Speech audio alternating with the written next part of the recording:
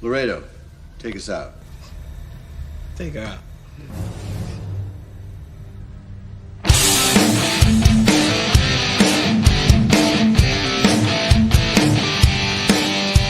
All right.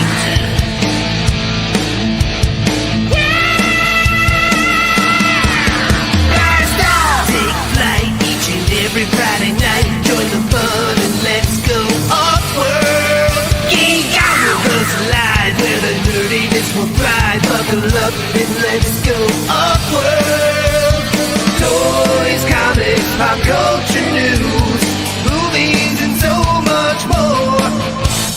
Matthew, Jesse, Curtis, and Sean are your guides on this fun-filled tour.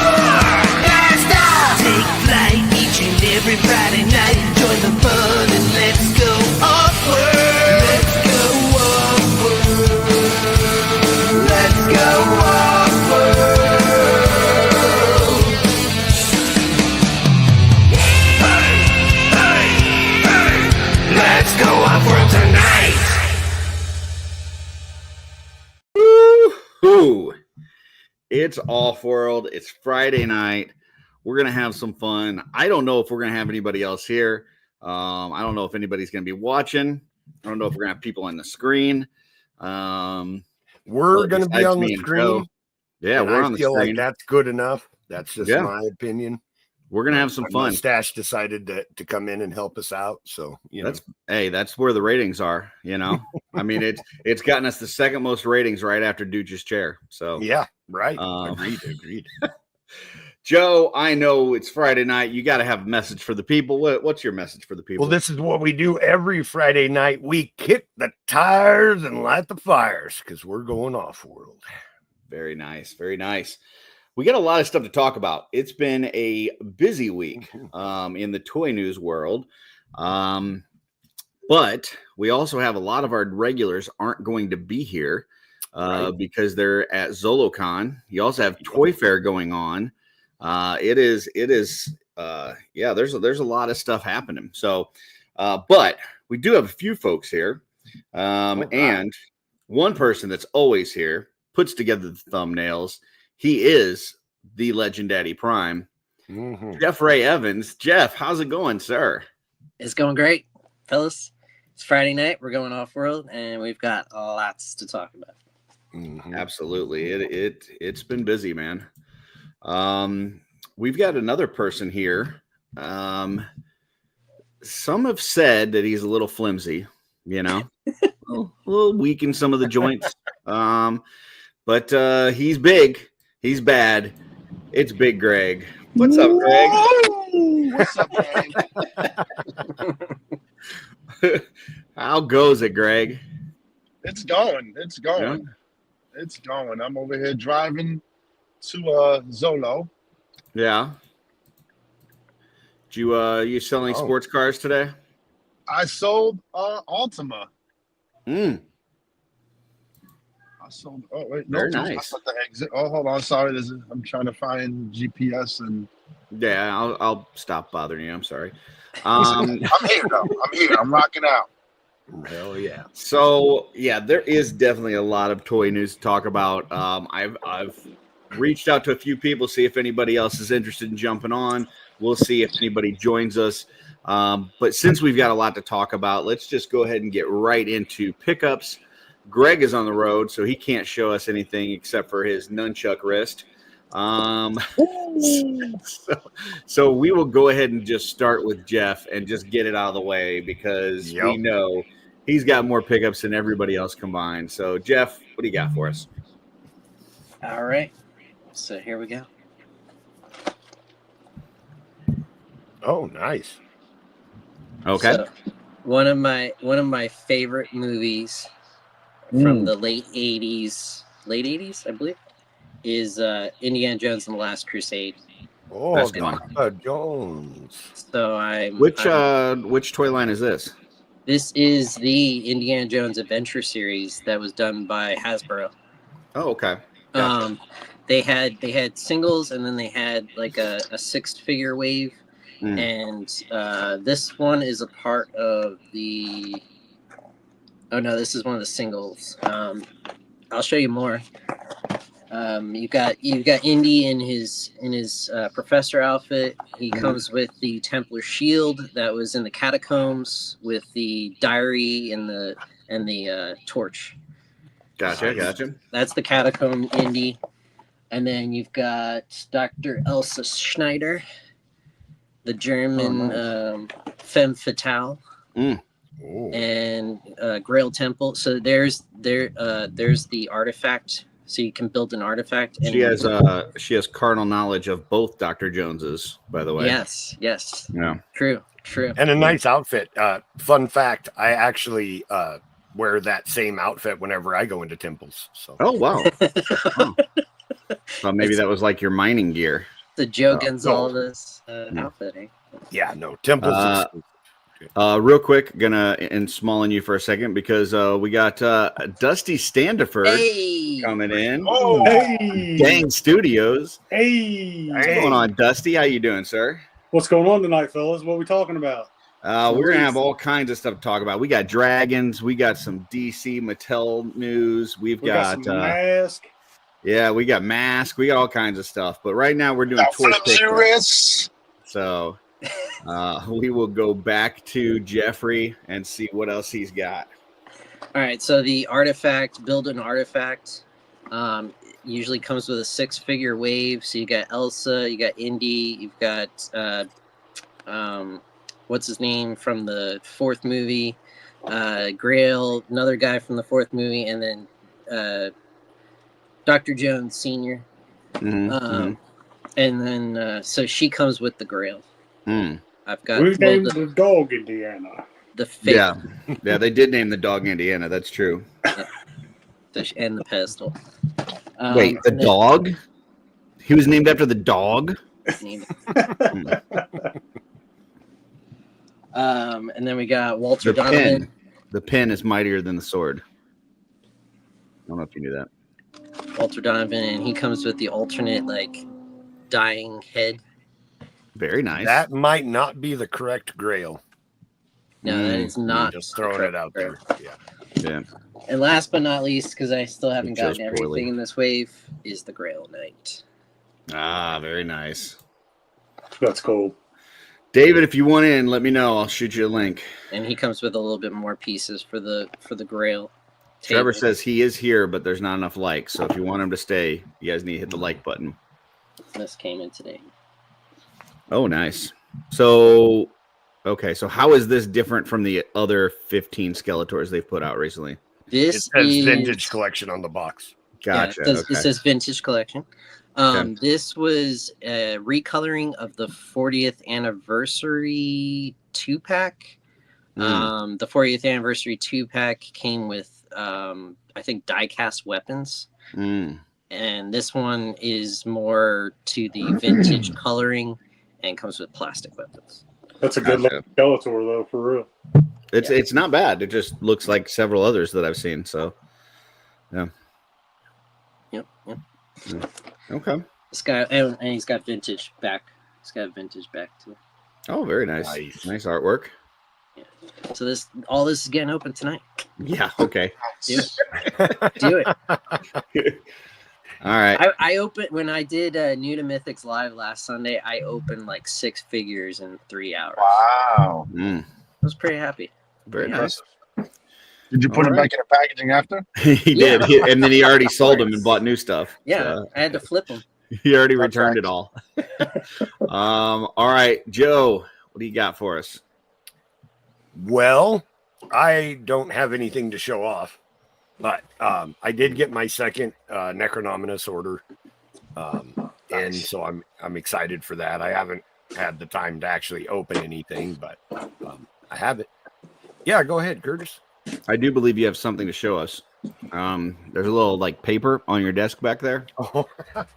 Yeah, can we see what that is? Reach. Maybe. There it is. Got it. Trying not to pull my headphones out. It says reserved for enormous dragon. Yeah. So there you go, folks. Joe's got his space ready. Yeah, as soon as it gets here, however long that takes, that's where it'll be going. Beautiful. That space looks like he's gonna have to be wrapped up, or is that? Yeah, he's gonna have to be curled around a little bit. Oh no, not at all. Not at all. His tail will be off screen, like Oh, over there okay. somewhere. Gotcha. But yeah, That's you'll cool. be all right.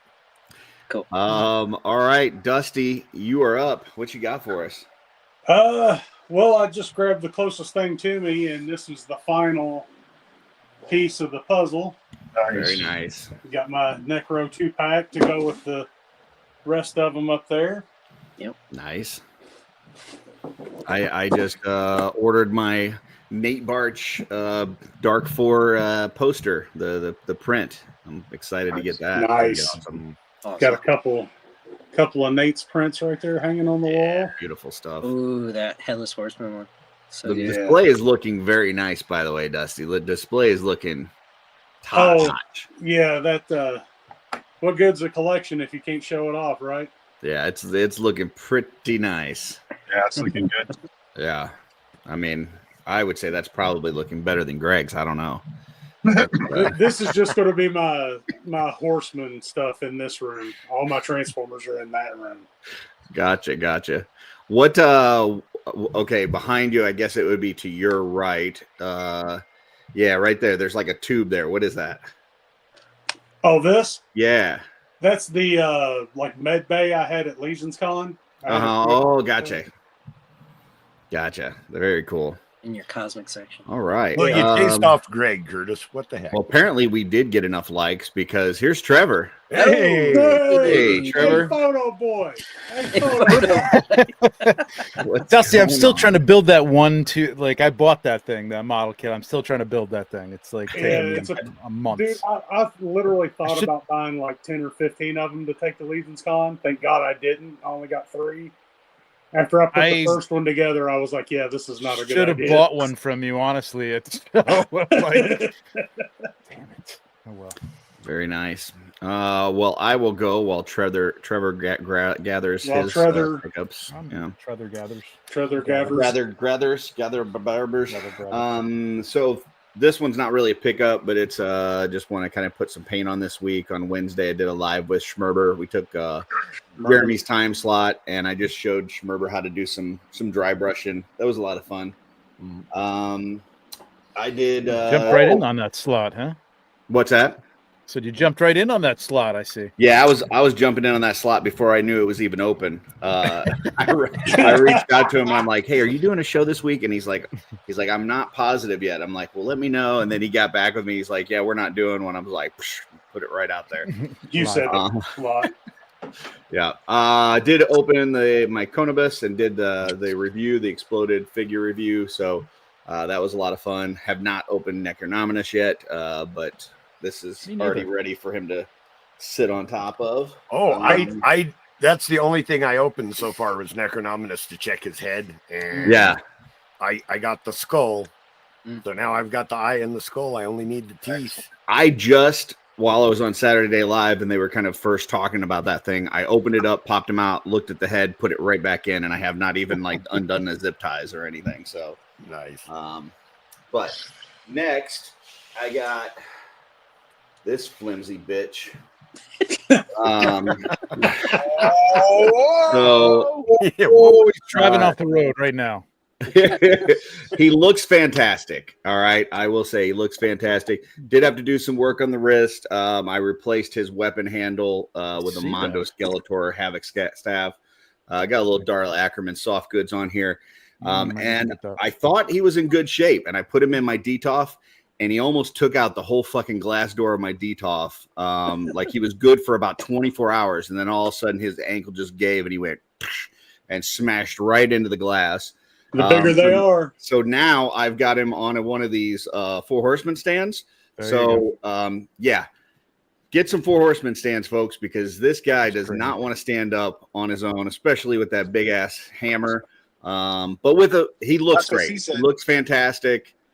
Very sexy looking, just kind of a flimsy bitch. So kind of like you walk around with that big ass hammer, it happens, you know. Yeah, soft in the ankles.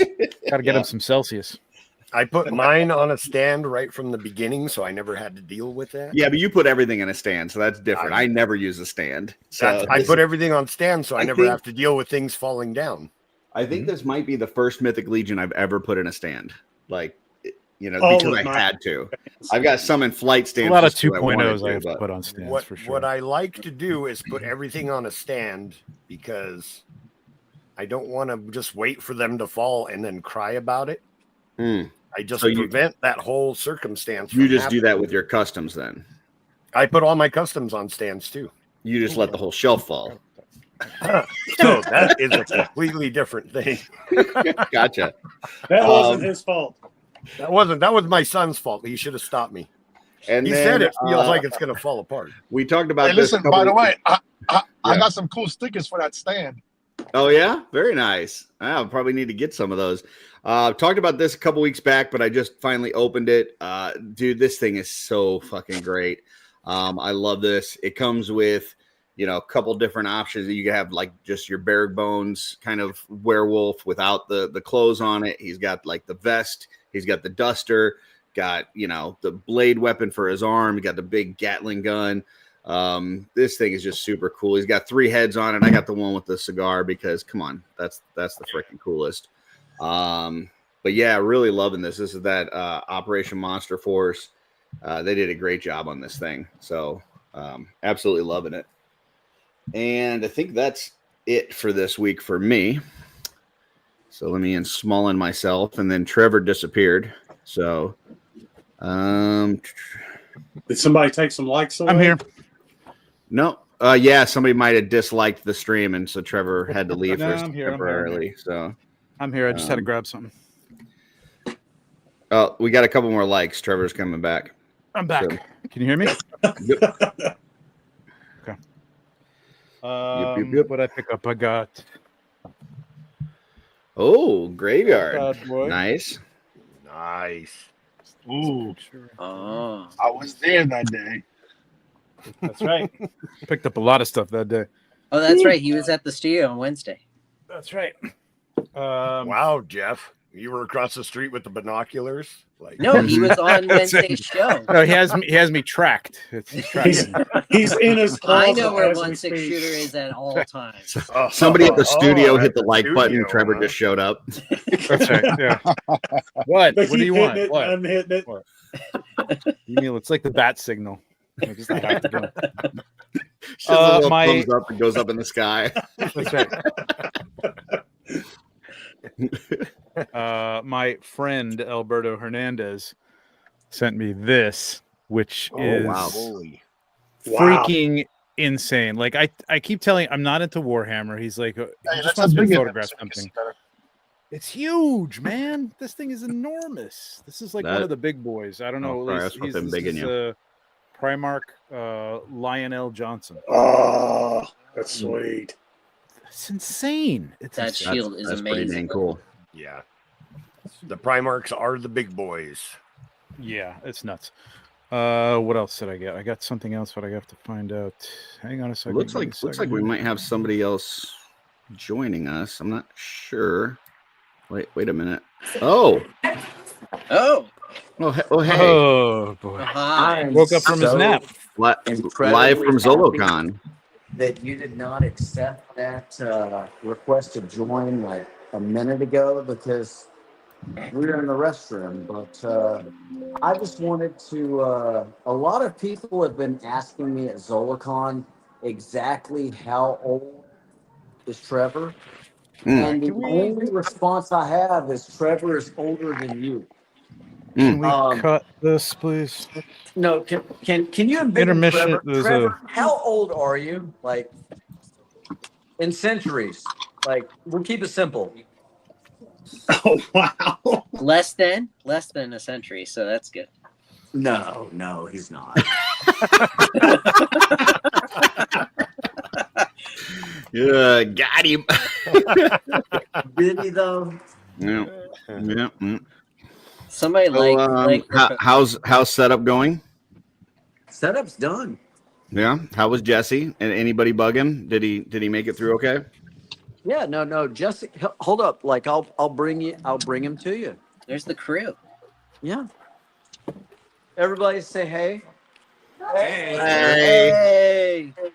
Jesse, a lot of Wow. folks are concerned about why you're not on OffWorld right now. No, I was not concerned about him not being on OffWorld. I just wanted to make sure he made it through setup okay without anybody bugging him. So Did anybody bug you, Jesse? I did as much as I could. Not until this moment. Hey, we got PB and J. Hey. And TSJ. We got Nate. Man, we got everybody. Got Len. Lenorosity. Hey, What Len. up, Len? That's a party right there. Yeah. Yeah, no, Man, we got everybody. Gina. What's Brad. going on? Hey, Brad. Man, we got studio people Brad? and everything. Dirk. Jeremy. Oh, wow. Dirk with the stash. Who was there? Wait a minute. Can we Do you get? like the Oh, porn hold on. I stars? want to get Dirk. Hold on. Let's get Dirk and Joe on the screen. Hold on. Let me get rid of everybody shit. else. Just a stash off. All right. And now my nipples are right. Hey, this fellow eating Lego. So stashy. You know what? You have the beginnings of a nice mustache there, Dirk. You know what? I gotta grow for a few more months, so we'll see.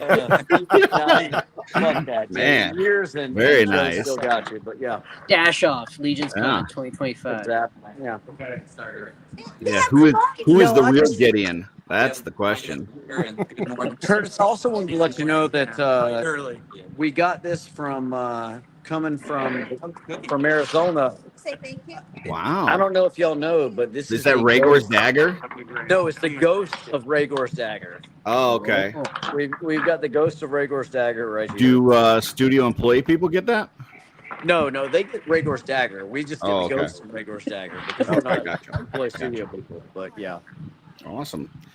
Well, you guys have an awesome time at Zolocon this weekend, and we wish Yeah, you were there. Jerry. I mean, it's not And- as awesome as time as it could have been if Darla would have came here. And Oh, yeah. if she would have You brought know- you here, that would have been cool too. But You know, she was actually trying today to convince me to drive 12 and a half hours to Zolocon. I feel like that's a realistic ask. Yeah, but I had to be here for Offworld, so. Okay. Yeah, Well, that's a hell of a trade-off right there. Yeah, I was here for Off-World, and yeah. Awesome. Well, you guys, hey, do you You guys could know do what it the like legendary Greg. thing is yet? Oh, we cannot wait. We actually have confirmed there's a Legends Daddy tribute that will. That's be what I thought. Is available it tomorrow. Jeff Ray Evans? Of course, it's Jeffrey. In- Evans. I mean, Yeah, in latex. I got it right here if you want to see it. Yeah. No, it's absolutely. Wait, Dirk. latex. Dirk has his hand up. Yeah, Dirk. Oh, sorry, mustachioed gentleman. Did they see the figure? Oh yeah. We don't have Rhaegor's dagger, but we have this. I saw a video with you running through the parking lot with that earlier. Yeah, Uh, there's a shitty like it's not Trevor Williams caliber of photography. Hmm. Let's be honest. It was not our best work, but we were under duress and we had a job to get done, and we aren't Trevor Williams. Nobody we do is not really have except for one. centuries of like You don't have the years of experience. Yeah. Dirk, a great job with the Bitch too. UV light. I had fun with that. I mean, that was just me. Like, I mean, Dirk being a Navy man, it's important for him to have his UV light with him at all times because no seaman left behind. But yeah, and don't laugh. I'm just glad you didn't do the review from your hotel room. Yeah, no, So- absolutely not. That was from Speaking of Telltale semen left Customs. behind. Right? Yeah, the amazing Nate Armstrong made the mistake of welcoming the PGG into his household, and yeah, we went ahead and did a review while we were there. Very nice. Well, Good times. all right. Well, you guys have a good con, and let us know how it goes. I will tell you, we do not have a guest yet scheduled for Sunday night on Shooting the Shelf. So if anybody there is interested in joining me and Jesse, make sure you hit up Jesse and let him know. He handles the invites. So Oh, he does. yeah, Hold up. Yeah. Bear with me for a moment. yeah. He said he was going to find somebody at Zolocon Yeah, to we bring got you. on. Yeah. Jesse, we're still looking for somebody to come on Shooting the Shelf Sunday. It's Friday night. Calm down. You calm the fuck down. Wow. Jordan and I were discussing how we've Hi, Len. never been invited back on the show. We were Len. why. We can have the show. Why is Patrick Boyle not on Shooting the Shelf Sunday? He was just on Yeah, I was on 2 weeks ago, whenever that was. And we enjoyed it. Why can't you come back? Terrence and Gina. I have been asked. Hi, Gina. Hi, I'm asking Terrence. you right now. Are you available Sunday evening? Maybe. All right, guys. You possibly have Patrick Boyle coming on. Hey, Nate. Laura. Yeah. Sorry. They're on an airplane. Hold up. It's up to Jesse. Jesse makes all the decisions. So Excuse me. Are you available to shoot shelf Sunday? Ignore him. Shooting the Don't shelf ignore him. Sunday. Let's Shooting get shelf the Sunday. idea what it's- Yeah. Here, shoot yourself here. I got you a guess. Yeah, there you go. Sunday. Yeah. This young lady. Yeah, she'll be here. Lynn. All right. Shooting shelf Well, you Sunday. won't see her the rest of the night. Yeah, right. No, yeah. oh, okay. Look, guys, I'm trying. So, nobody. Thanks, apparently man. nobody Really wants to shoot appreciate shelf, that. So I'll take. You one really for the are team. trying. No, You Drew, really are trying. I don't Pete have over to drive there. on Monday, so kinda want- I will shoot. Is that Jeff Ray Evans he's talking to me? okay. You just fucking Mike. I will shoot your shelf on Sunday. I'll be happy to shoot your shelf. Like I said, it's all Jesse's call. So, oh, look at Got a Lynn. food truck coming Cute. tonight. Hi, Lynn. Don't you love him? Len, you look so alive. For a minute or Yeah, two. they're toasty. Fucking Jeffrey judging people. At least Yeah. you know they're clean. That's exactly what I said. I was like, We're not high. We're sated right now. Like we've got all the Wegmans pizza, the wings. Well, we got Echevarria's there and yeah. everything. Man, we're lying. We're incredibly high. We just don't want these people to know it. Oh shit. All right. Well, we got to get back to toy pickups, but we appreciate you jumping in, and you guys have a great convention. I think Likewise. we're good. Love I you. think things Love you kinda very only much. Have a good down evening. A little bit. Bye. Bye. All right. Sorry, Trevor. Back to That's you fine, with your that's toy all right. pickups. Hey, David. Hello. Oh yeah, we got David in here, by the way. Holy shit! David. What is this? So this is Kingpin Customs, Lenny. But Holy I moly. got this from Sean Wesley Shaver. He was selling it, and I traded him for a couple things for it. And yeah, it's cool as hell, man. I love That is Skelly's. awesome. And he did a great job with this. I remember when he had this for sale too, man. And I didn't pick it up, and I'm glad I got it now. So That is fucking cool. I love that head. yeah, right. It's great. And the only other thing I got, did I show you guys the Alfred from the '66 Batman? Ooh, Oh, you did it on the six pack. Saw it on your Yeah, six pack. I did it on six packs. Yep, yep. It's great. Great. Very He cool. looks like he's judging me. He is. He is kind of. He always looked like he was judging people. And soon on my Etsy, I'm gonna have some new prints. Ooh, very nice. This- That's the metallic ones. metallic. that's Yep. Nice. Oh, they're really good. Love that cosmic. Jeff better get that. Oh yeah. He's a mythic Jeff that's- now, though. It's All already bought. Beautiful. He's Mythic Jeff now. I don't know what he is. He's buying a bunch of junk, Jeff, that he never opens. Junk Jeff. David, what do you got for pickups for us? And hi, welcome to the show. Hi, David. Hello. David. Hi. How's Welcome. it going, everybody? I didn't get anything this week. I got Good for stuff you. last week that I still haven't opened. I got my Necronominus stuff that I'm opening slowly. I still have to open Gideon and Bishop, which I was kind of saving for last. I got Modulok from Masters of the Universe Origins. Oh, cool. Still haven't opened him. I saw the podcaster guys were doing a little live on Facebook with that yesterday and kind of popping and swapping it and putting it together. So Yeah, I didn't have a chance to watch it, but that thing looks fun. I loved that figure as a kid. But I ordered a bunch of those Glyos figures from Onel Design that dropped a cool. couple days ago. But yeah, I'm waiting on a bunch of stuff from eBay. I got some 3D printed heads that are for specific customs I got going on.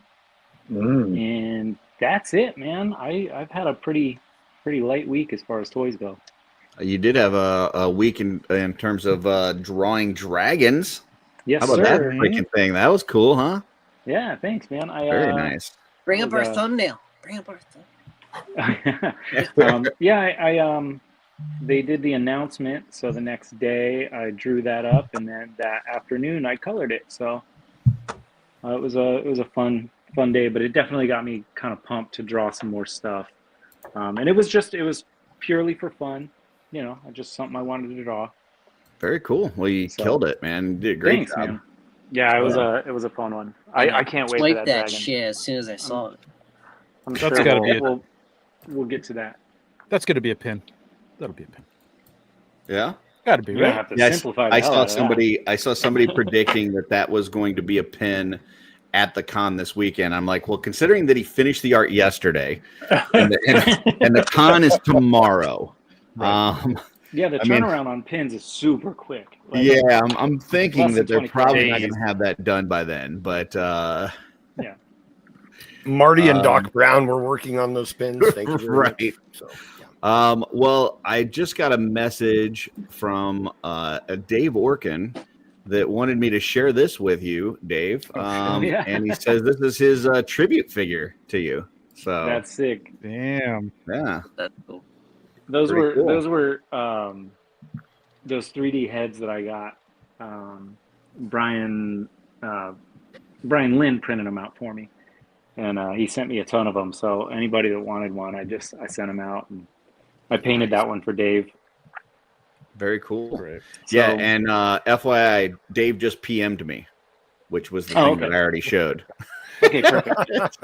But I appreciate him letting me know that the thing that I put up on the screen was the thing that he just PM'd me. So. Oh, you know what I did? I did get in the mail. I got a shirt from Dave. I got the original design he did with like the pyramid and the wizards and stuff. So I got Very that cool. in the mail. We Very traded cool. a shirt for a head. What's up, Kenzo? How you doing, sir?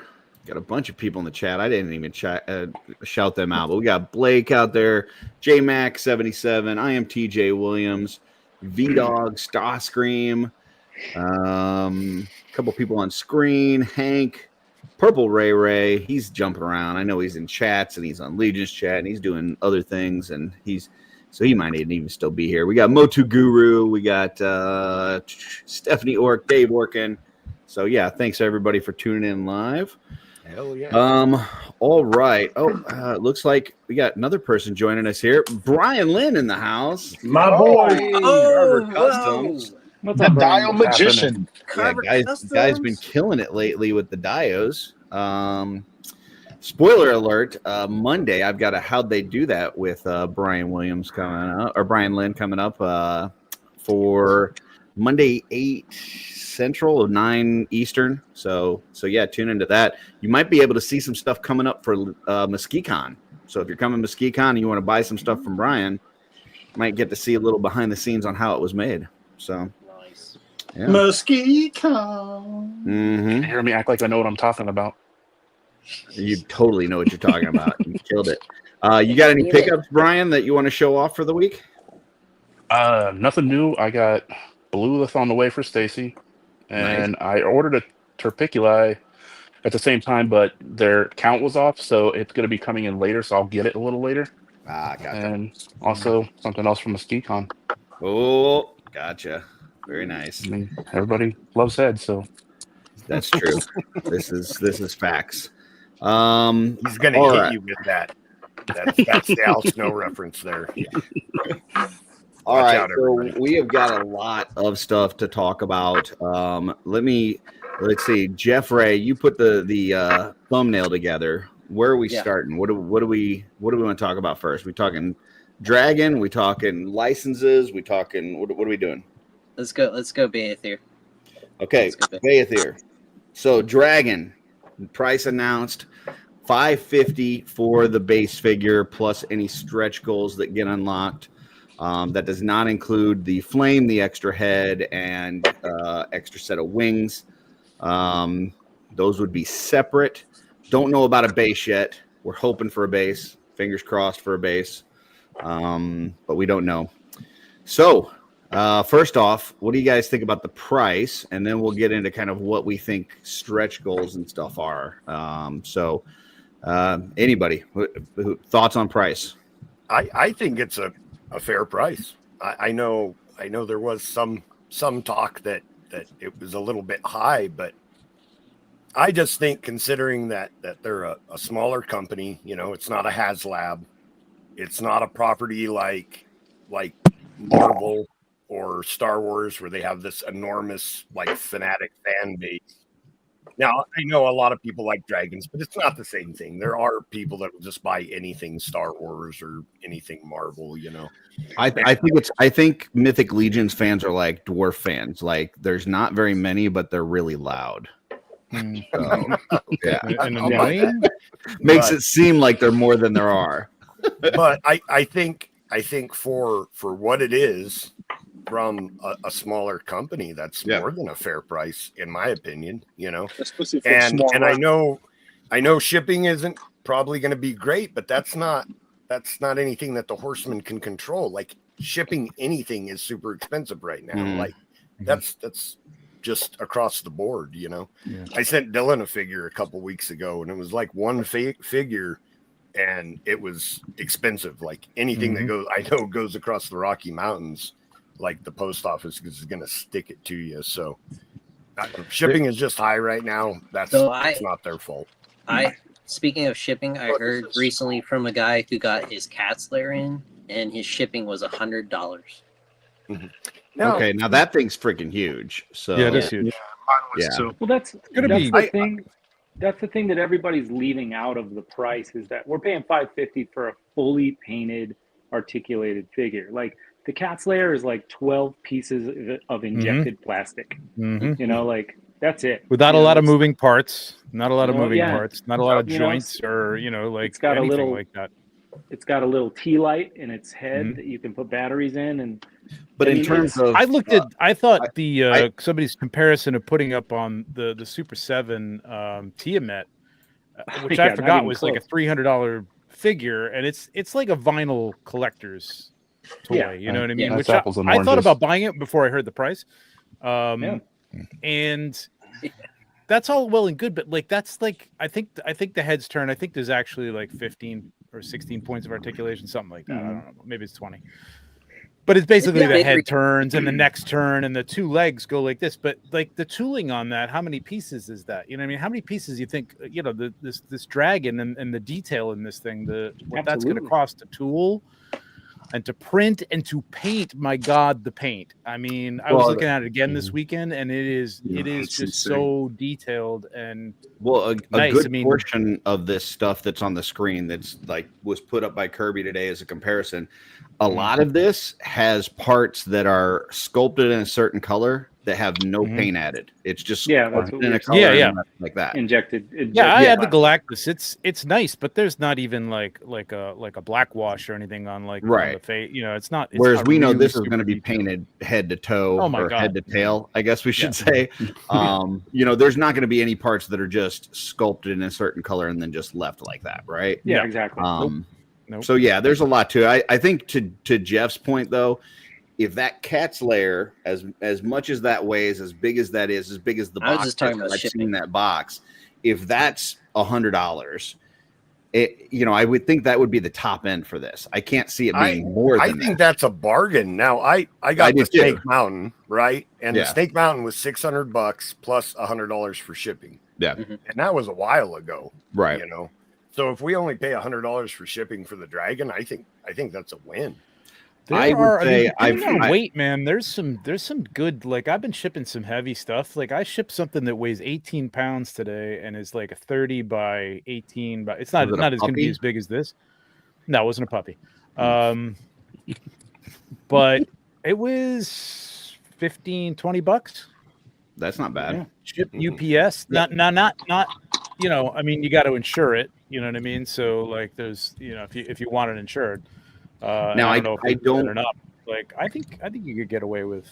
I don't know if this would be even possible based on the size of their warehouse and everything else, and the timing on when it would come in. But I think this more than anything else that they've ever sold, it would be really cool if there was a local pickup option. Like just swing by and grab this thing. They talked about that. I think on 4-ish o'clock, right? Like, and it's just like they can't handle that. it would be great if you knew, hey, it's going to be in at this time of year and whatever, but like you never know when it's going to come in, and they don't have room, and they don't have room to ship normal size boxes. I was just there. It's there's no place to park. First of all, there's no place to park. Yeah, and then I got some stuff, and I had to back my truck into the FedEx truck area, the little depot area, and that was a pain in the ass. Yeah, the dock. So it's not set up for that. It's just not. Yeah, it's great. I have no idea how they're going to do this. Yeah, I don't know. It's going to be crazy. I know that like Mondo has started doing stuff where they just slap a label on it in China and send it directly like DXL to somebody's house. They don't have like an a United States place that it goes to and then gets shipped out from there. It just goes straight from China to people's homes, and maybe this would be something that would be beneficial to do something like that, especially if somebody's just ordering a base Dragon and nothing else. Just have them slap a label, give it to DXL, and I don't know. I thought it was going to be around $4.99 for the base Dragon, but I also didn't know that there was going to be stretch goals. So with stretch goals, to me, the 550, depending on what gets open, I'm pretty sure that it's going to be the bargain of the century by the time it gets done. You're going to be like, okay, so for 550, I get a Dragon and XYZ. Yeah, absolutely. This is a no-brainer. The one thing I will say, and this is not the first time I've said this, but I don't mind beating a dead horse, is that I feel like sometimes they overhype shit before they want to give the details out. And it's like, just give us all the information and then hype it up. Because I think what happens is you get all these people that come out of the woodwork saying that price is too high or this and that, blah, blah, blah. Just like this thing with Zolocon this weekend. Like we got this legendary thing or whatever. And people are throwing out the craziest ideas. And then even if it's something awesome, they're going to be disappointed because it wasn't the thing that they thought it was. It's like, just drop it and then hype it up. Right? I don't think you're ever going to stop that, though. I mean, I don't know. I guess, you could just drop it. But I mean, the whole reason when they said the price, I was there when they said, here's the price and here's all the things that could possibly be with it. Here's all the information. Now, if you want to bitch, go ahead and bitch. Because I think there's a lot of people that were bitching this past week that once the information comes out, they're going to go, oh, okay. Yeah, that's a pretty good deal. Yeah, but there's also people that'll. I mean, there's a lot of thought that goes into this stuff. I know that because I was just there on a decision where they made the decision not that they're not going to bring Necronominus to Zolo. You know what I mean? And there was consternation over that. It sucks, but they just as try as they might, they could not get everything out to everybody, and I think everybody respects that. But I know that they've thought about this. I could see just hey, we're going to drop it on March, whatever. What is it? What do they do? 7th? 7th, right? 7th? March 7th. And you'll know what the price is then, and you'll know everything. I don't know. I'm not sure. I don't know. Or by telling you this, maybe it's like, okay, I'm geared up for at least, the Dragon. Maybe I don't need the extra stuff, but I'm at least I know what the price is going to be on the base, and I can, maybe not. I mean, there are other things. They're thinking about this too. There are other things. The Super Musk thing, which I hate the name of, are coming out, trying to get people's money. And the what? The turtle lair. Yeah, the turtle lair from Ramen Toy. Yeah. Okay, gotcha. That's like $300 or something like that, isn't it? $350 or something like that. It's like $350. Crazy. So, I mean, I think maybe in doing that, they maybe just gave people a heads up as to, hey, you're going to need this much, so make your decisions now. So yeah, at least. I guess I was just happy to hear, he had answered in one of the posts and he had said, listen, because there's a lot of times with these, whether it's HasLabs or whatever, you don't know what the stretch goal is until you come up on it or when, that's the next one or whatever. He said, you're going to know all of those ahead of time. Yeah. And which is good. Great. I think that's good. I love that because then it's like, okay, it makes you feel like you can enter in on day one and know all the information you need to know. You may not know how far it's going to get, how many orders are going to get placed, but you know what all is possible and make a decision on day one. Because I think a lot of people do wait around towards the end to see okay, if I spend this money, what am I getting? Which is kind of stupid on Kickstarter because they don't charge you to the end. This is a little different because you're going to get charged right away.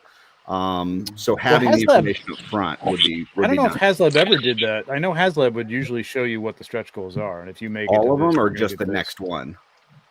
No, I all thought of them. they unlocked us At on least with the last few, it's been like, here's everything that's going to be available. If we get Okay, this, we gotcha. get that.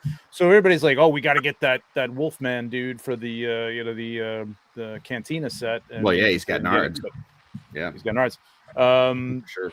Yeah, so that's the way to go. You got to tell people what they can potentially get. I think. I sure you hope. know, you just don't know I'm not asking you to tell me, Trevor, because I know you probably know. I don't even know everything, honestly. Well, I know some I know things, you but I probably don't know, everything. but I'm just saying, I know that you and I both were very hopeful that we would get a base, and I'm still like, fingers crossed, give me that base. Well, I'll be honest, I pay for don't it. know that yet, because again, I don't know everything. Based on time, size, and I knew this from when I asked him, basically back in November, of that and what it would need to be made out of and shipping. I wouldn't hold my breath, but I'm not saying no. And I don't know. I don't know that as a matter of fact. So I'm not saying it's not happening, and I'm not. But me personally, I'm not holding my breath that that's going to happen. I don't. I would love that. I think if that base is included, though, it's going to good. make it $100 shipping easily. Well, no, I'm saying as an it'd add-on probably be option. a separate piece. Yeah, separate add-on option, just But like I mean, the wings or the flame and stuff. Yeah. I know a guy that does cool rotoscope bases with it maybe torches. and make it light. You know what I mean? But I've never heard of I them. don't know. Yeah. I tell you what, if it doesn't have a base, there's going to be some Dio people making some fucking buck on making bases for this dragon. Because If there's no base, I'll teach making people one, how to you know make what I mean? bases. You don't even got to pay me. I'll teach you how to make a base. listen, like this looks good on its own. Like it looks good as just a dragon sitting on top of your shelf. But you put him on that base, kind of arched up in the air, like wings out. Like it just looks so much better. It looks so much fucking better with that base. Yeah. So yeah, Not hard to get some hopefully we rocks get it. and- If not, yeah, I'll be hitting up a Dio person for sure. Yeah. So I really hope they show us all the stretch goals up front. they will. They've already So said they people will. get those orders Yeah. in. They will. Yeah. Yeah. What about funding? I mean, I know, we've all heard, 2,000. It seems like not a whole lot for this. I think that we're all in agreement that this is going to fund. Just how fast? Absolutely. Like, how fast do you think this is going to fund? Less than 24 hours. Yeah, I'm gonna hours. throw down day one. Like, just I have them. Usually when I order, I'll go a few days and because it's a big hit, But I set aside money in November, ever since November. When they said 550, I was like, maybe I'll get two. I've set aside a good chunk of change. It just depends on what the add-ons are. So it's like, if everybody that is going to order one just presses checkout day one, I think it'll fund. I'm gonna go ahead. I was just gonna say my only hesitation with going in day one is what the extra add-ons are and how early we know on the add-ons, because what I don't want to do is make a purchase on day one and then on day 25 or 26 go, you know what, I need X, Y, and Z also, and now I have to place a separate order and my shipping is all jacked up out of whack because it's two separate orders. Yeah, I would rather make one order. Did they already address that? Because I didn't ask that question. Yeah, it's shipping alone. They said that no matter what, it's shipping alone. There's not a package of anything. The dragon, but I'm saying let's say the day one I order 2 dragons because that's my minimum. I order 2 dragons and I order one set of the extra head wings and fire, right? And then down later on I go, you know what, I really need an extra wings and fire or whatever. Now I need to order a separate one instead of packaging those wings and fire together in one box and I get one shipping number for it. I'm now going to have 2 separate shippings and we may have other things to purchase that we don't even know about yet. That's definitely that's semantics. It's like, if I that's think what you want to do, I think it's always just going to be those anyway, add-ons. I think it's going to be those add-ons. I don't know, but I think it's just going to be those add-ons that we know about. Yeah, and we'll the rest know. are going to be It's just a matter stretch of goals that will be included with the dragon. So there's really nothing to order except everything that you already know about right now. So if you can make up your mind whether we you don't need know. 2 heads or wings, there could be extra add-ons that we don't know about. Will the shipping be that much of a difference though? I know the last few all-ins, like in the past, I was able to play with shipping and there was a considerable difference.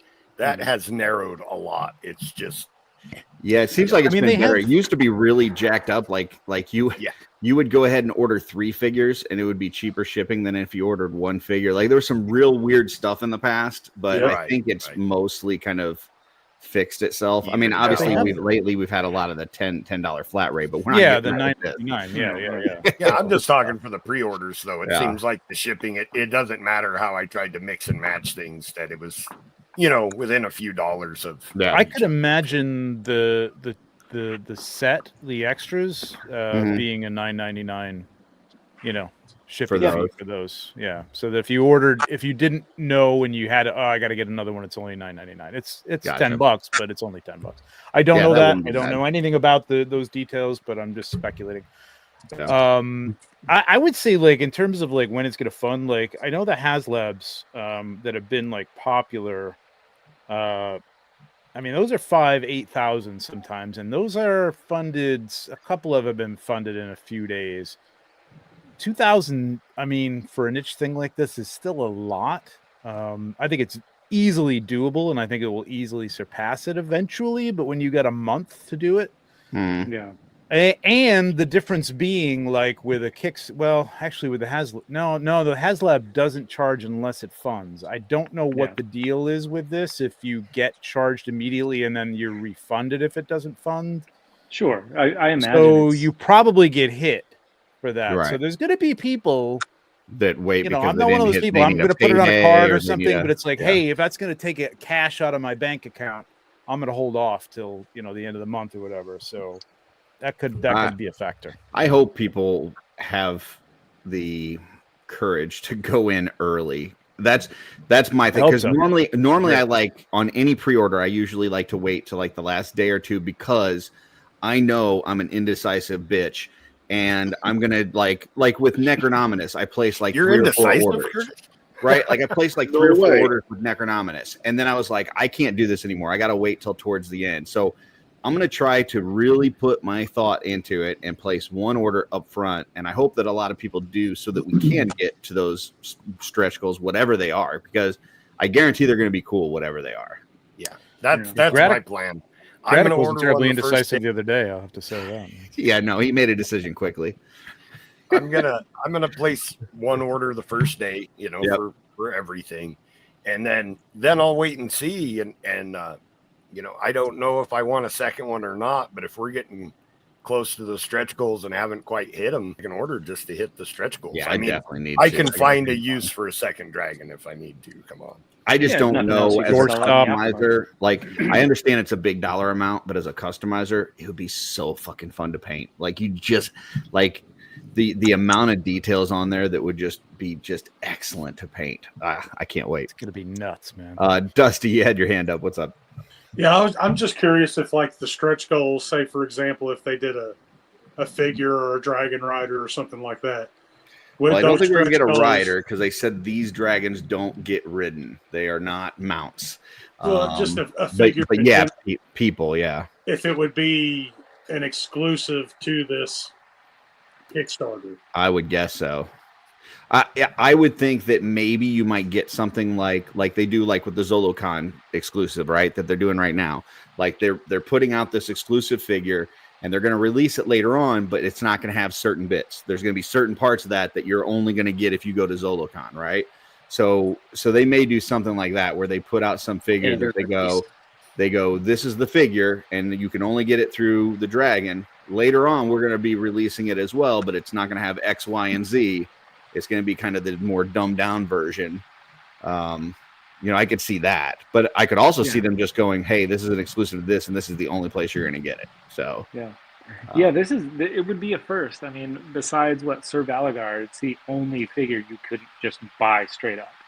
Like, every exclusive, they want us to buy these figures. Like, they want us to have everything. So I just got hit in the face by my cat. I think one that would make sense to only be here is, like, they showed some like really like charred up burnt skeletons in the display case at Legion's Con. Well, it makes sense to go with the dragon. Like, so I could see them including that with this and not selling that later on. And if somebody wants to make a charred up, skeleton, then just go make one. But Joe, how do we feel about that then? About what? About things being exclusive to the dragon. We were all getting a dragon, I'm assuming, or most of us. Yeah. I mean, some people are going to complain no matter what. But that was going to be my thought. I hope that one of the figures that comes with the dragon, just for my own amusement, is a Legion builder. Mm-hmm. And just because I know that there's going to be that sect of people that are just going to lose their minds over a Legion builder coming with a $550 dragon. Yeah, they're like, well, what if I only want the copper knight? Right. Yeah. What if I want 12? Yeah. What if I want 12 of those knights, but I don't want a dragon? Yeah. And then I hope that later on they re-release the figures, but in a different colorway. So that the copper knight is a brass knight. But also thinking about like if they did charred skeletons, it would be a bummer if it was just one. Yeah. Like you kind of want a few of them, how they had it on display. So right. I could see them making them available. Like as they unlock, they would be available. But like you could purchase, you get one included, but you could also purchase more as an add-on, maybe. Sure. Yeah. Yeah. I don't know. Like to do with the Silver Knight. If you're ordering the dragon, but that's a logistical nightmare too. Like they would have to be individually watching. Yeah. That would hurt my chances of getting a second dragon if we're honest about it. If I could add in figures. Yeah, I hope to spend some of my budget on those extra. I hope they throw in a figure that has like 3 different looks that have 3 completely different names. And then Joe has to buy 3 dragons just so that he can have all 3 of those figures. You say that, but I wouldn't be upset. And it's got like 3 different hidden things underneath. This time you have to look under the skirt. It was like how I pretended to be upset about Necronominus having the different things under his thumb. Oh no, I have to buy 3, you bastard. What do they call that? The demon wang? Demon wang. You have to look under the skirt.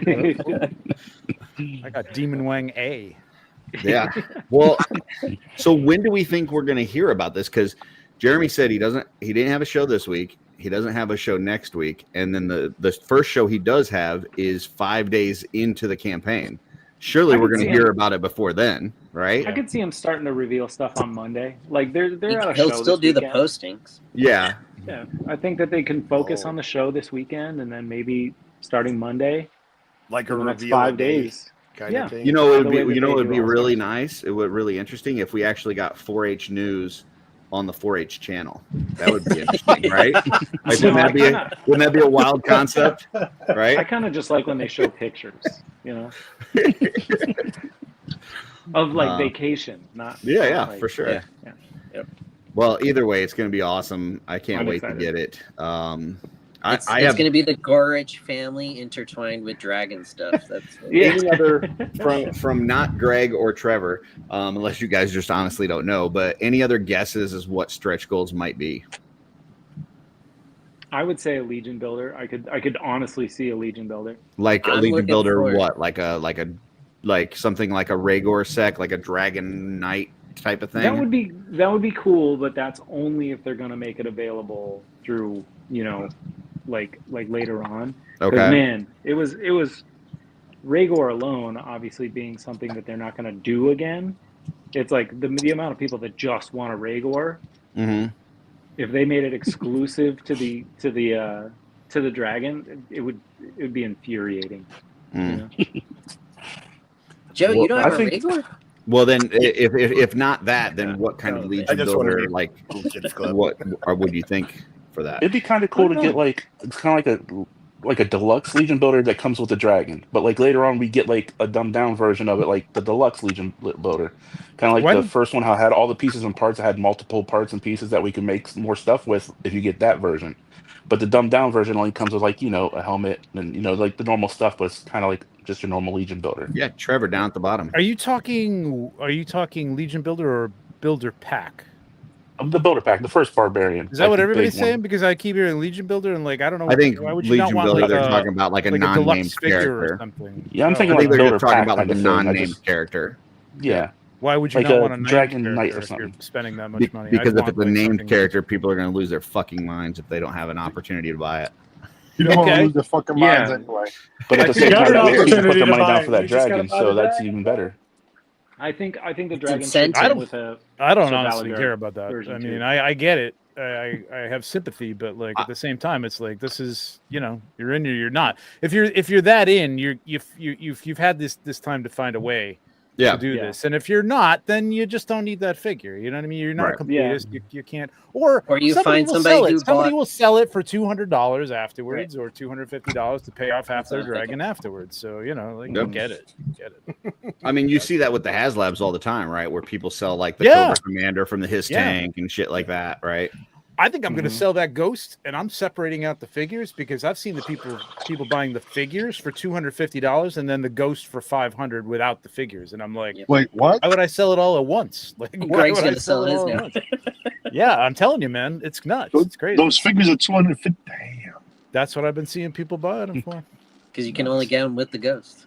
Yep. Yeah. And their vintage collection, people love those on the cards. So I opened mine. Never mind. Any other thoughts, stretch goal wise? Are we just thinking figures? Or are we thinking anything else? Oh, Because I don't know, man. I mean, one thing well, that we one said thing the that I base. know we've seen in Cosmic so far is some of those like those packs with like the crates Dio and things pieces. like that, like The the Dio. Dio type pieces. We've not got any of that in Mythic, and that might be That'd be kind of cool. cool to go with a That would be dragon. awesome. You know, I'm like, watching Trevor's face looking for tells every Like- time somebody says something. like something that's like half, Dusty, He's like got something gonna that's play half poker burnt against me, down man. or something, or Can't. I don't know. Just I think maybe it'd be cool to get some Dio type pieces with it. It would be cool Yeah. to get like pillars and stuff like they had around the fire breathing one at Mhm. Legion's 5 of Con, where them? you have different Dio pieces like that. Yeah. I don't. This isn't a prediction. This is something that I would like that I was thinking about.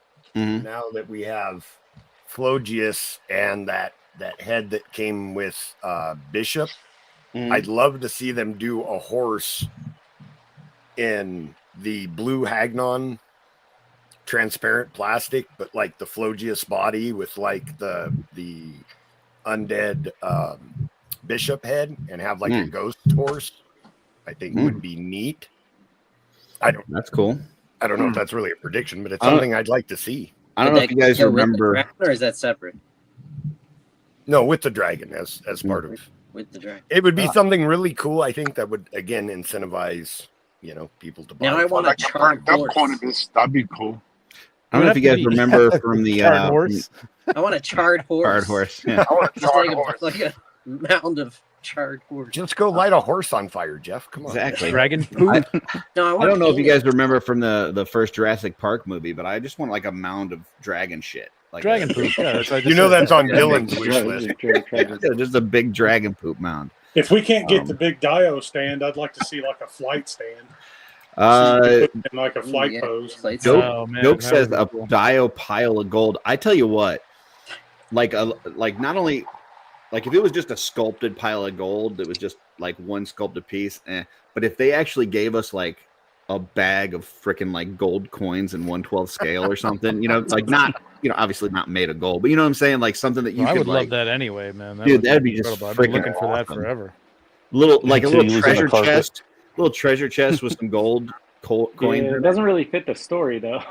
That's what I was just gonna say. I don't think Yeah. that Horse these are dragon that is just kind of like, dragon. I'm I'm also glad a they're banker, not I'm a like money dragon, treasure hoarding dragons. But I mean, hey, if you wanted that, like that would make a great Dio to commission somebody to do like just a pile of gold coins would be amazing. Mm-hmm. It's funny. I was at Legion's Con and at the scapular statue on the base is all those gold coins. I was sitting there taking pictures of each one of Oh, them, right. trying to get ideas and everything of different stuff to do with them. So it's something I've been messing with, like trying to in the 3D printing stuff, trying to come up with different ideas with them.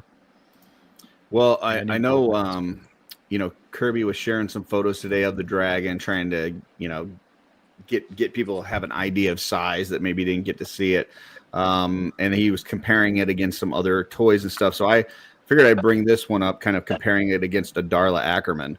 So Nice. kind Darla of give you looks an so idea. Yeah, it just give you an idea of kind of size and shape and stuff. It's about 1/4 to Darla, maybe. Yeah. I mean, it doesn't. It's. I mean, listen, it's a beautiful but, dragon. It's not quite as beautiful as Darla, but in Mythos, that's an actual unit of measurement, a fourth of Darla. A fourth of Darla. Very nice. Awesome. Any other thoughts, dragon wise? I do think you may see some pictures, not from me, coming up with some comparisons though. Because I do know that they have it at Zolocon, and I will try to. I know I saw a picture of it earlier. I'll try to get that. So up just here. somebody go, either bring your Razor Crest to go buy a Razor Crest from somebody, bring it over, take a picture. You can compare everything. Bring your, your Thundercat. I think that was at Legion's Con this last year and got to see it up close. This thing is massive. It's articulated. The paint is beautiful. Like, I can't stress enough how good this looks. I think I will say this to people, and I'm not selling anybody here necessarily, but like when I'm going to be talking about it Monday, and I might be talking about it in a couple other places, but like you can like here on this dial. Yes, you don't have the dial to put it on, but you can compact it. You can wrap that tail a little bit, and you could have, you got the closed wings. You can put them up tight. Because that's what the one thing I'm seeing a lot of people saying, where am I going to put it? And I'm like, well, if you got room for the Razor Crest or Galactus, you'll have room for this. If you have any kids, get them out of your house.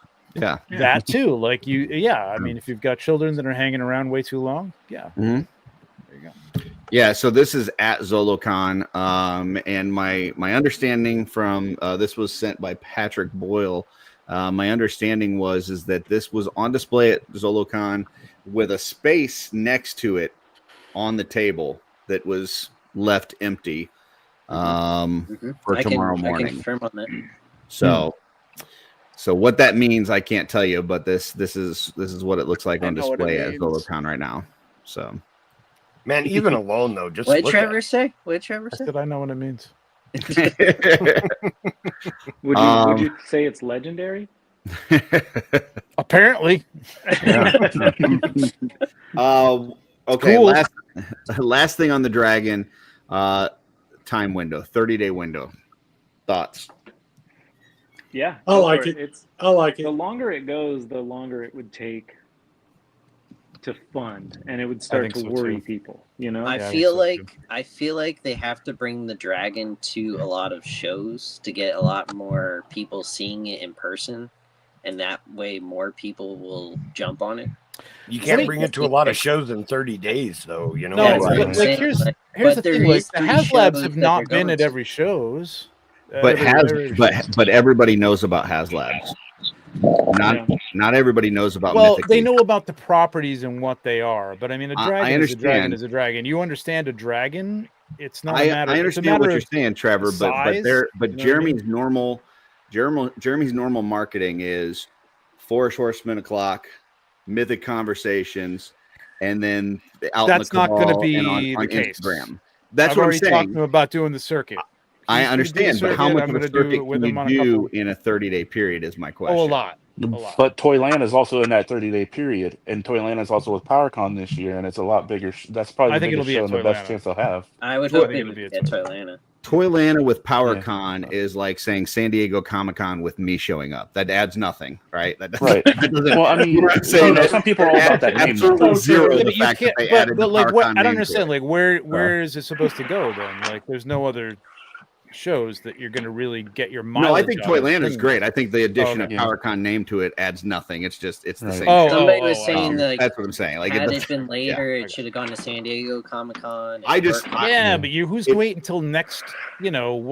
July and then August. I mean, like, I think it's crazy. In 30 days, I think this is definitely going to fund. In 30 days, is it going to get the maximum it could get? It really depends on how active Jeremy is in the areas outside of his normal communication. I've talked to him There's going to be a lot of people sharing this and talking about it. I mean, a lot of collectors that don't even collect mythics are already talking about this dragon. Yeah, because if he comes on OffWorld, that's it. It funds. If he comes on 29 OffWorld, people watching. yeah, maybe 2 other people Goes that up by wouldn't have heard 2. about it will hear about it. And it'll probably be somebody on this panel just buying an extra one. So. All right. Oh shit! You sold me on another one. I'm not buying any until you come on our show. Then I'll buy 2. My thought on 30 Day, I think I'm with David in that, like, if you the more you longer you let it go, the more people are going to hold off, and the more people are going to like hem and haw and ruminate about it, and the more time there is for people to say, something else came along. Oh, they announced McFarlane's doing X, Y, Z. You know what I mean? Like, so I say get it. You got 30 days. 30 days. You've known about it for 4 months. I mean, most people have. Not everybody in the free world, you know, who might be interested in ordering it, but a lot of people saw this dragon outside of the Mythic Legions community, and you got 30 days. I think it's plenty of time. I think it's good. I think 30 days is good with 2 conditions. Number 1, we know all the things up front, which we already have heard that we will. So that's good. Mm-hmm. The other thing is that they go outside of the normal communication methods, which it sounds like they're going to do. Will. So depending on how much of that they do and how much they go to these other places that they don't normally go to, and it's not just going on a show and telling the history of Jeremy with 4 Horsemen Studios, but actually talking about this dragon and really trying to sell it and doing like what they do for the Kickstarter rounds, right? When you've got these Kickstarter guys that have like 3 more weeks to fund things, and they're like every fucking day they're on a show. In fact, a lot of days you see them like go from one show and they're like, hey, I got to leave because I got to get to this other show. And they're doing like 2 or 3 shows in one day and just getting the word out everywhere. I think this will fund without that. I think if they just put it out to the Mythic Legions community, it would still fund. But in order for it to get the maximum funding and get the maximum stretch goals, it really is going to require that footwork. I'll tell you, I've talked to him about a couple of shows that I'm like a regular kind of like know the guys. They're big in the outside of the Mythic Legions world, and he's totally interested in doing that. So like it may be like we both go on or he goes on some of these things. I don't know, but like talking to those people the way they want to be talked to and like selling them on that, and like even explaining the cost, because, you know, this is the same type of people who Engine of Vengeance was like an entire, 2 months worth of YouTube videos of people, bitching, complaining. So you're just like, hey, this is a small company. This is the price of tooling, and you be honest about it and upfront about the cost and what it takes to build something like this from where you are as, a studio, and the buying power that you have compared to a Hasbro or something like that. Yeah. This is it. And if you're not into it, that's cool. But like, it's going to be great. It's going to be incredible, and you're going to see it. And I think you're going to want it after it comes out. So I think there's some potential out there though for people that don't even buy toys. Like Joe was on here. We did a segment a while back on this show where we talked about something that wasn't new, something in our collection that we like, and he was showing us some of these D&D dragons that he's got, right? And they're not action figures; they're just statues. And they're significantly smaller than what we're talking about, but they were going for big fucking bucks, right? Like these people that are into D&D may want this dragon just because it's a cool fucking dragon, right? Regardless of whether they collect toys or not. Just for your tabletop game. Yeah, I think you're going to have some statue people that would buy this just because it's pretty freaking cool. I got some thoughts on that, and like I haven't run those by him, but like you could be stealthy about it, but if you're literally just going to advertise, this is like we're pushing people to a product to buy, so you can't just like, hey, look at my cool picture of this dragon if you want that, and then people ask questions, and you're like, yeah, you can go here. So people, admins of D&D art groups don't like that, but there is a way to like talk to them and say, hey, we'd like to put this up and see if anybody will pay you X amount of dollars to to make a post, sales post or whatever. Or if anybody in the community, if you've got a local hobby store that you go to that people are just playing, these games and stuff there, talk to some people, show them some pictures, like word of mouth. I don't know. I just feel like there's an opportunity for everybody anybody's in D&D kind of spread the word. Yeah. Yes. Just post it. Hey, check out Joe Mangello would be great. Actually, you're right. He would love that. Be awesome. I mean, share that one with the picture with Darla in the background. That might sell it right there. So there you go. All right. That is our dragon talk. Next, it's kind of little bit of a somber moment. We're gonna have a little funeral for a friend. Where's his bare feet? We're still trying to find those bare feet.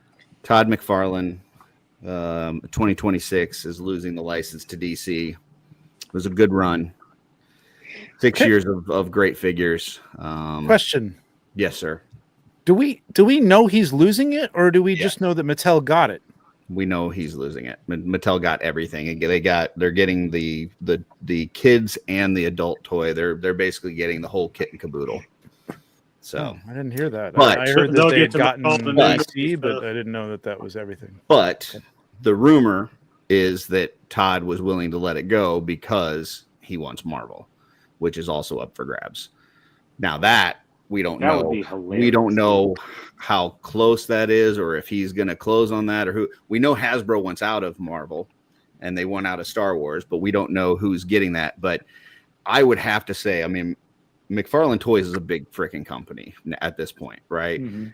They're not going to just let DC go and not have anything to put on the shelves. So they're making a run at something, and the indication is it's probably Marvel. Could you imagine if he got his hands? I would have said they'd want out of Star Wars, honestly, but I don't know. Maybe not. Today, Star Wars is dead. It's just no. dead. Hasbro wants out of both of those. They want. Oh yeah, both those yeah. Which are both expiring this year. Mm-hmm. So, but yeah, Todd McFarlane. Little moment of silence. Didn't he make every single DC character? That was it. That was the moment. That was it. Joe's like, no, that's perfect. No, but I mean, he made a lot of freaking figures in those 6 years. Yeah, he whipped out a lot of them, and I think the and thing not 40% Batman, but Super Friends too. I know that Todd gets a lot of heat. Super Friends, but I know Todd gets a lot of heat, but and not everything that he touched turns to gold, but he put out a lot of great figures. As a DC fan, he put out a lot of great figures that I really enjoy. I'm really going to miss the Superpower line. I think that for me hit me right in the nostalgia, and I absolutely love that. But yeah, David, you had your hand up. Oh, I was just going to add on to that. Like they were kind of weird proportions and weird articulation, but he did his job. Like there were a lot of Batmans, but there was also a Plastic Man and like stuff that DC collectors wanted. So they did a good job. Dude, we got a crap ton of Green Lantern over the past year and a half. Yeah, but there was also all that gold shit and this, silver, yeah, I mean, that's whatever. Platinum.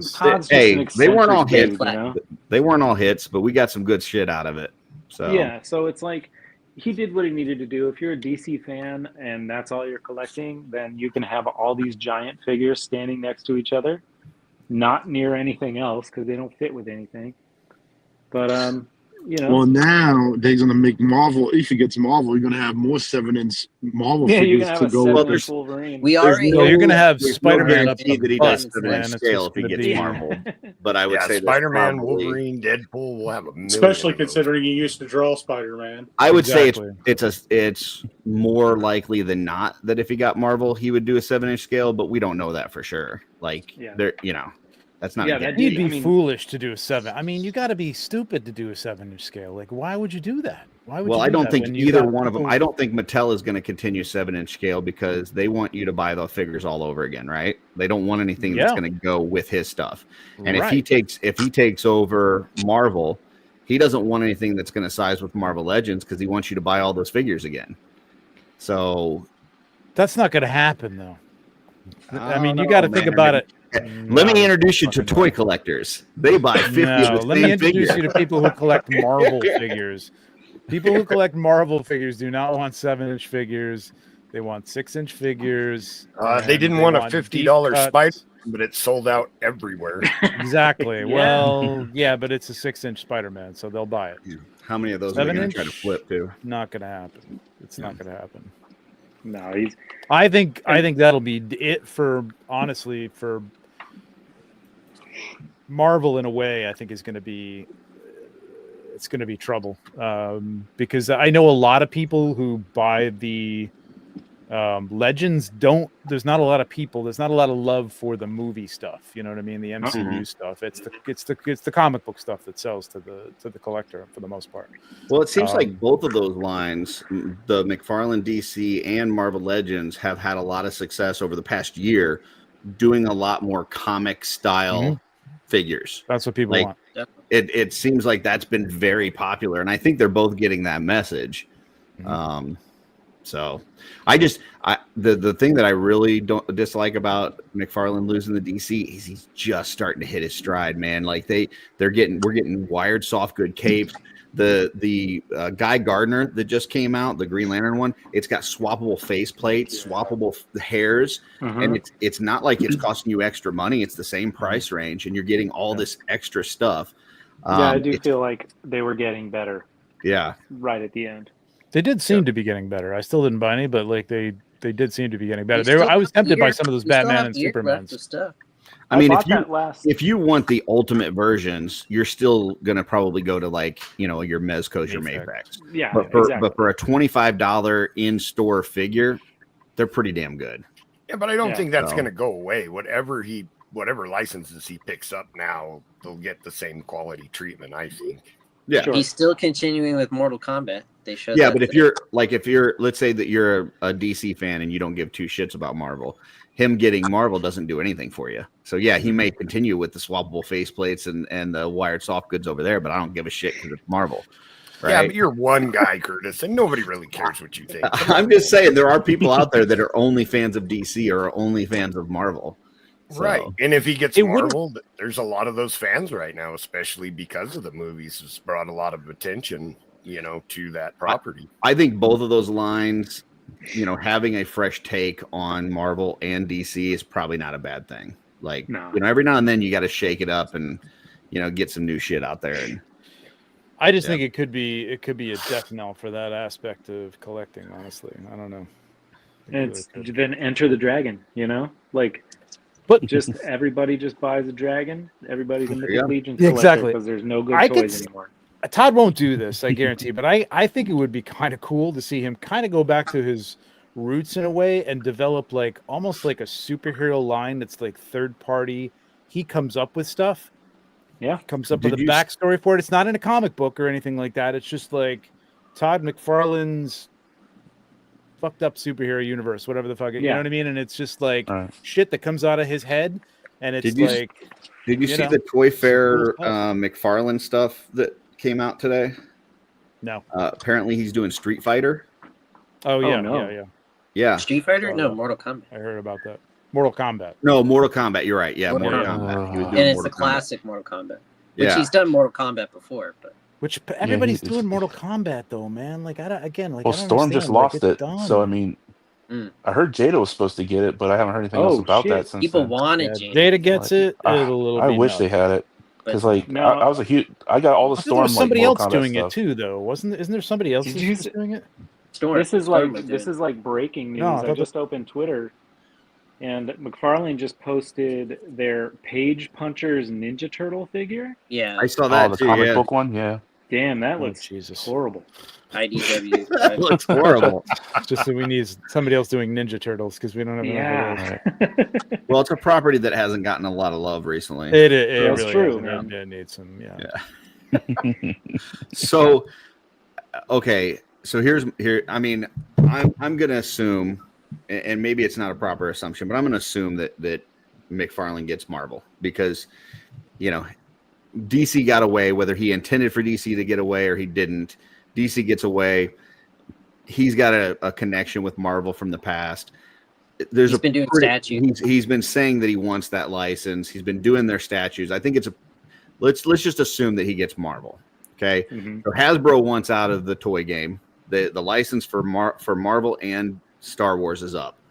So Mattel just got this big thing with DC, and they're still doing He-Man, which is filling the aisles, right? They're probably not going to go after another property.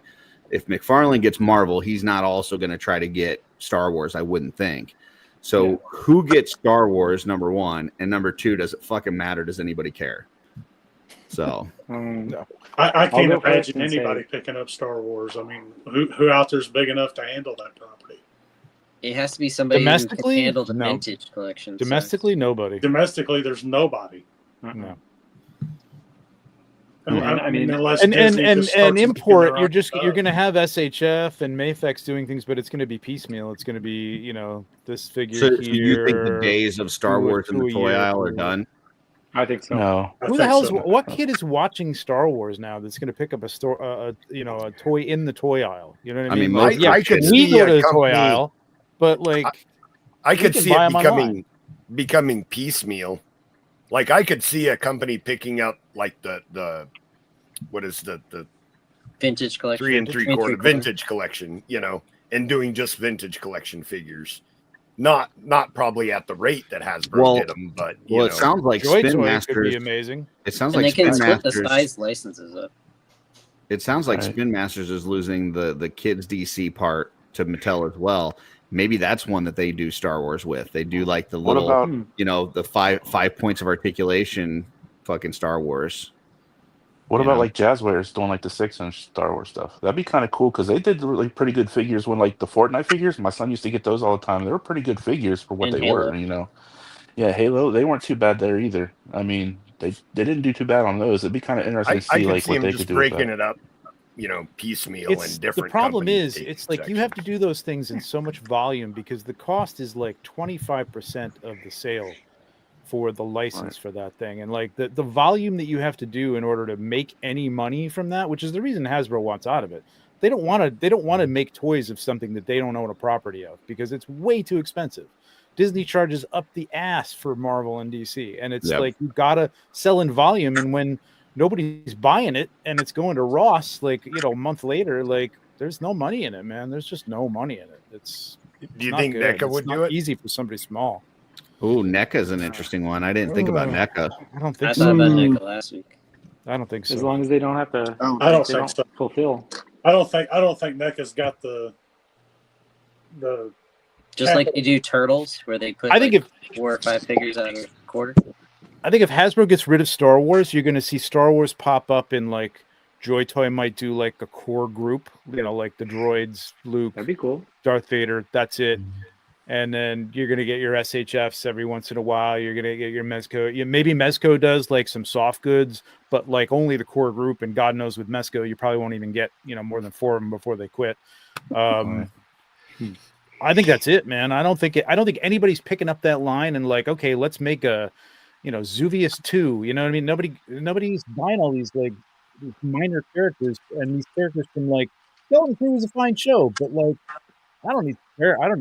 I don't even think a fresh movie in theaters for Star Wars could bring any life. And there isn't even any plans for that. Like it's not Exactly. even on the horizon, for God's sake. Like The Mandalorian nothing movie. coming out. That's Well, all. okay, you're right. Yeah, the But what's that going to be? You're going to sell me another Grogu, another Mandalorian, another Bo-Katan, another. Yeah, but they also they blew it. Like, But they're in Mandalorian different Alexis costumes. is dead for Yeah. at least 5 years. Yeah, How many they more blew ships it are gonna with blow up? Mandalorian Exactly. Season 3, dude. That shows. Nobody gives a shit anymore. Got a comment here for Trevor. Trevor is crazy if he thinks 7-inch scale McFarlane Marvel wouldn't sell. I haven't purchased more than 5 Marvel Legends in the past 15 years. If Todd made a 7-inch Marvel figures, I'd buy everything made. Okay. I mean, So maybe, there's one. but that's going to be a new market, and I don't think the people who are in the Marvel Legends market are necessarily, unless he really knocks it out of the park. And like you said, he has been coming into his own a little bit lately. That the It's not- Marvel people are snobs for a lot. As you've seen them, you've heard about them with the Spider-Man thing. If you weren't aware of it before, they're snobs. Pinless, everything's not that they've been getting everything with Hasbro. Hasbro doesn't give you soft goods. Hasbro doesn't give you more than these stupid hands that we've had for 15 years. These things with the women. So yeah, I mean, maybe if he can pull that kind of stuff together and make it worth your while for $25, yeah, maybe. Can you imagine a McFarlane Spider-Man trying to get your typical Spider-Man poses out of that thing though? I mean, maybe that pushes him to, because he's got Spider-Man, he has toe to make articulation. Spider-Man do it. Yeah, he does do toe articulation. So, I mean, this may be an opportunity for him because you got to think for the last 6 years, there's been a lot of tooling that he's tried to reuse, right?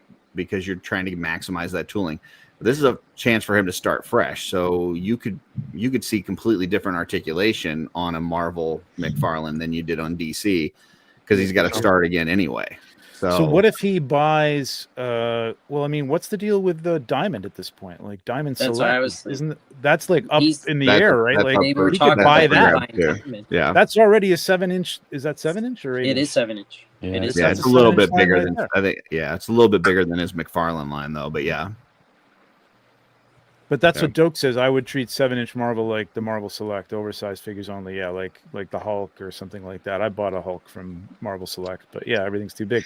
But I mean, he could just buy that for a bargain. You know what I mean? And have the Marvel license for 7-inch figures, which is probably cheaper than the Hasbro license. You know, who knows? Because That's what he did with DC Collectibles. He got all those molds, Right. or those, and he put those out. So. I mean, technically, you'd be competing against Marvel Legends unless Hasbro got rid of it. You know what I mean? And they just didn't want to deal with it anymore, and they just took the loss and not sold. You know, they're not making any money by selling the license because they're just going to drop the license. They're just going to drop. It's not selling the license. They're just going to drop it. Yeah, it's up this year. They're just not going to re-up. So same thing with Star Wars. So.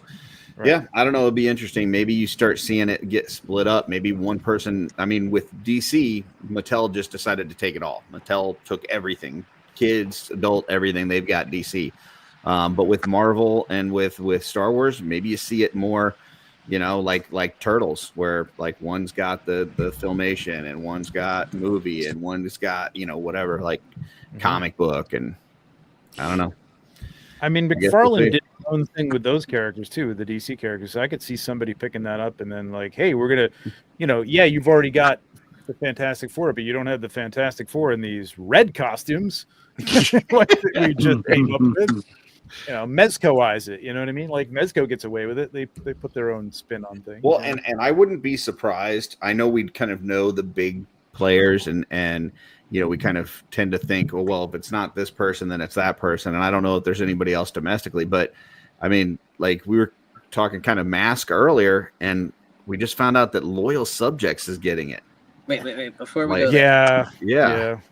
I'll be right back. I wanted to throw one more name into the mix for doing like 3 3/4-inch Star Wars. Sure. Playmates. Okay.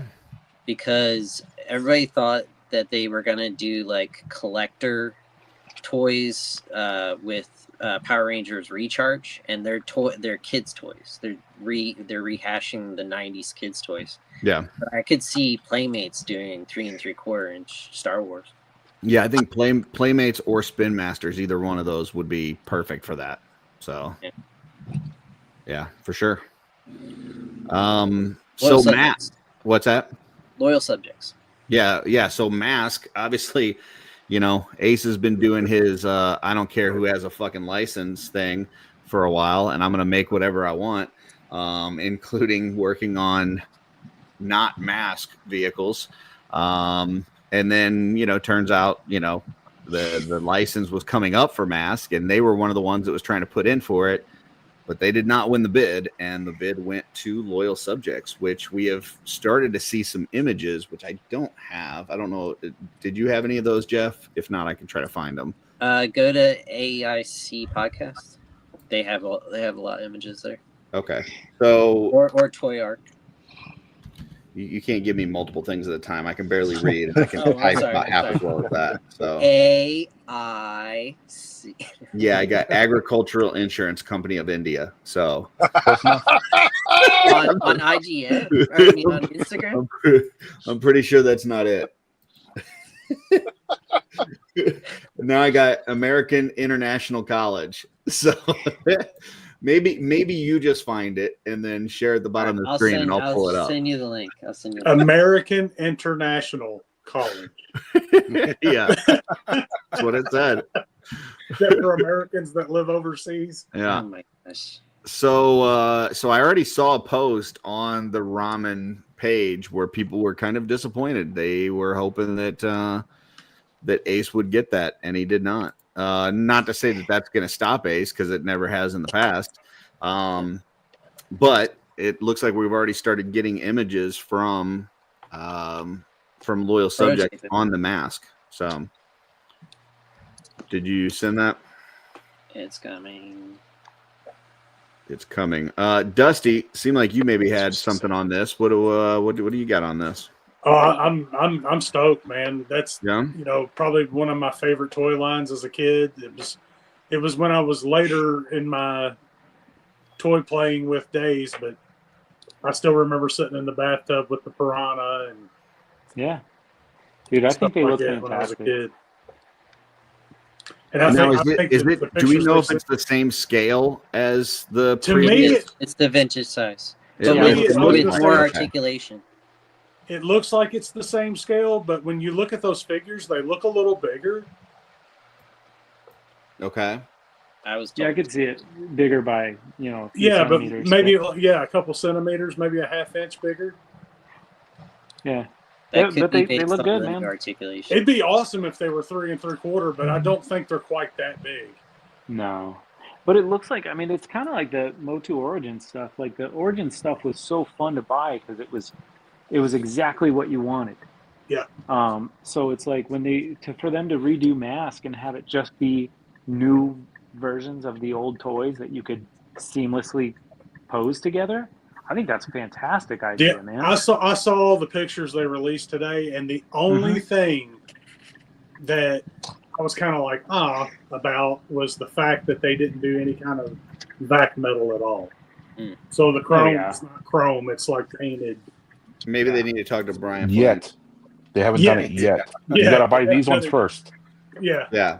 But but It's that was the talk only to thing Brian I was Flynn. just like, like the chrome on the Rhino, and Yeah, I noticed they- that they're not even calling the back Rhino metal the too. Rhino for some reason. Yeah, they talked to Brian, and Brian said, "Sell them the regular ones first, then turn around, sell them the back metal ones." All right, so here's some images.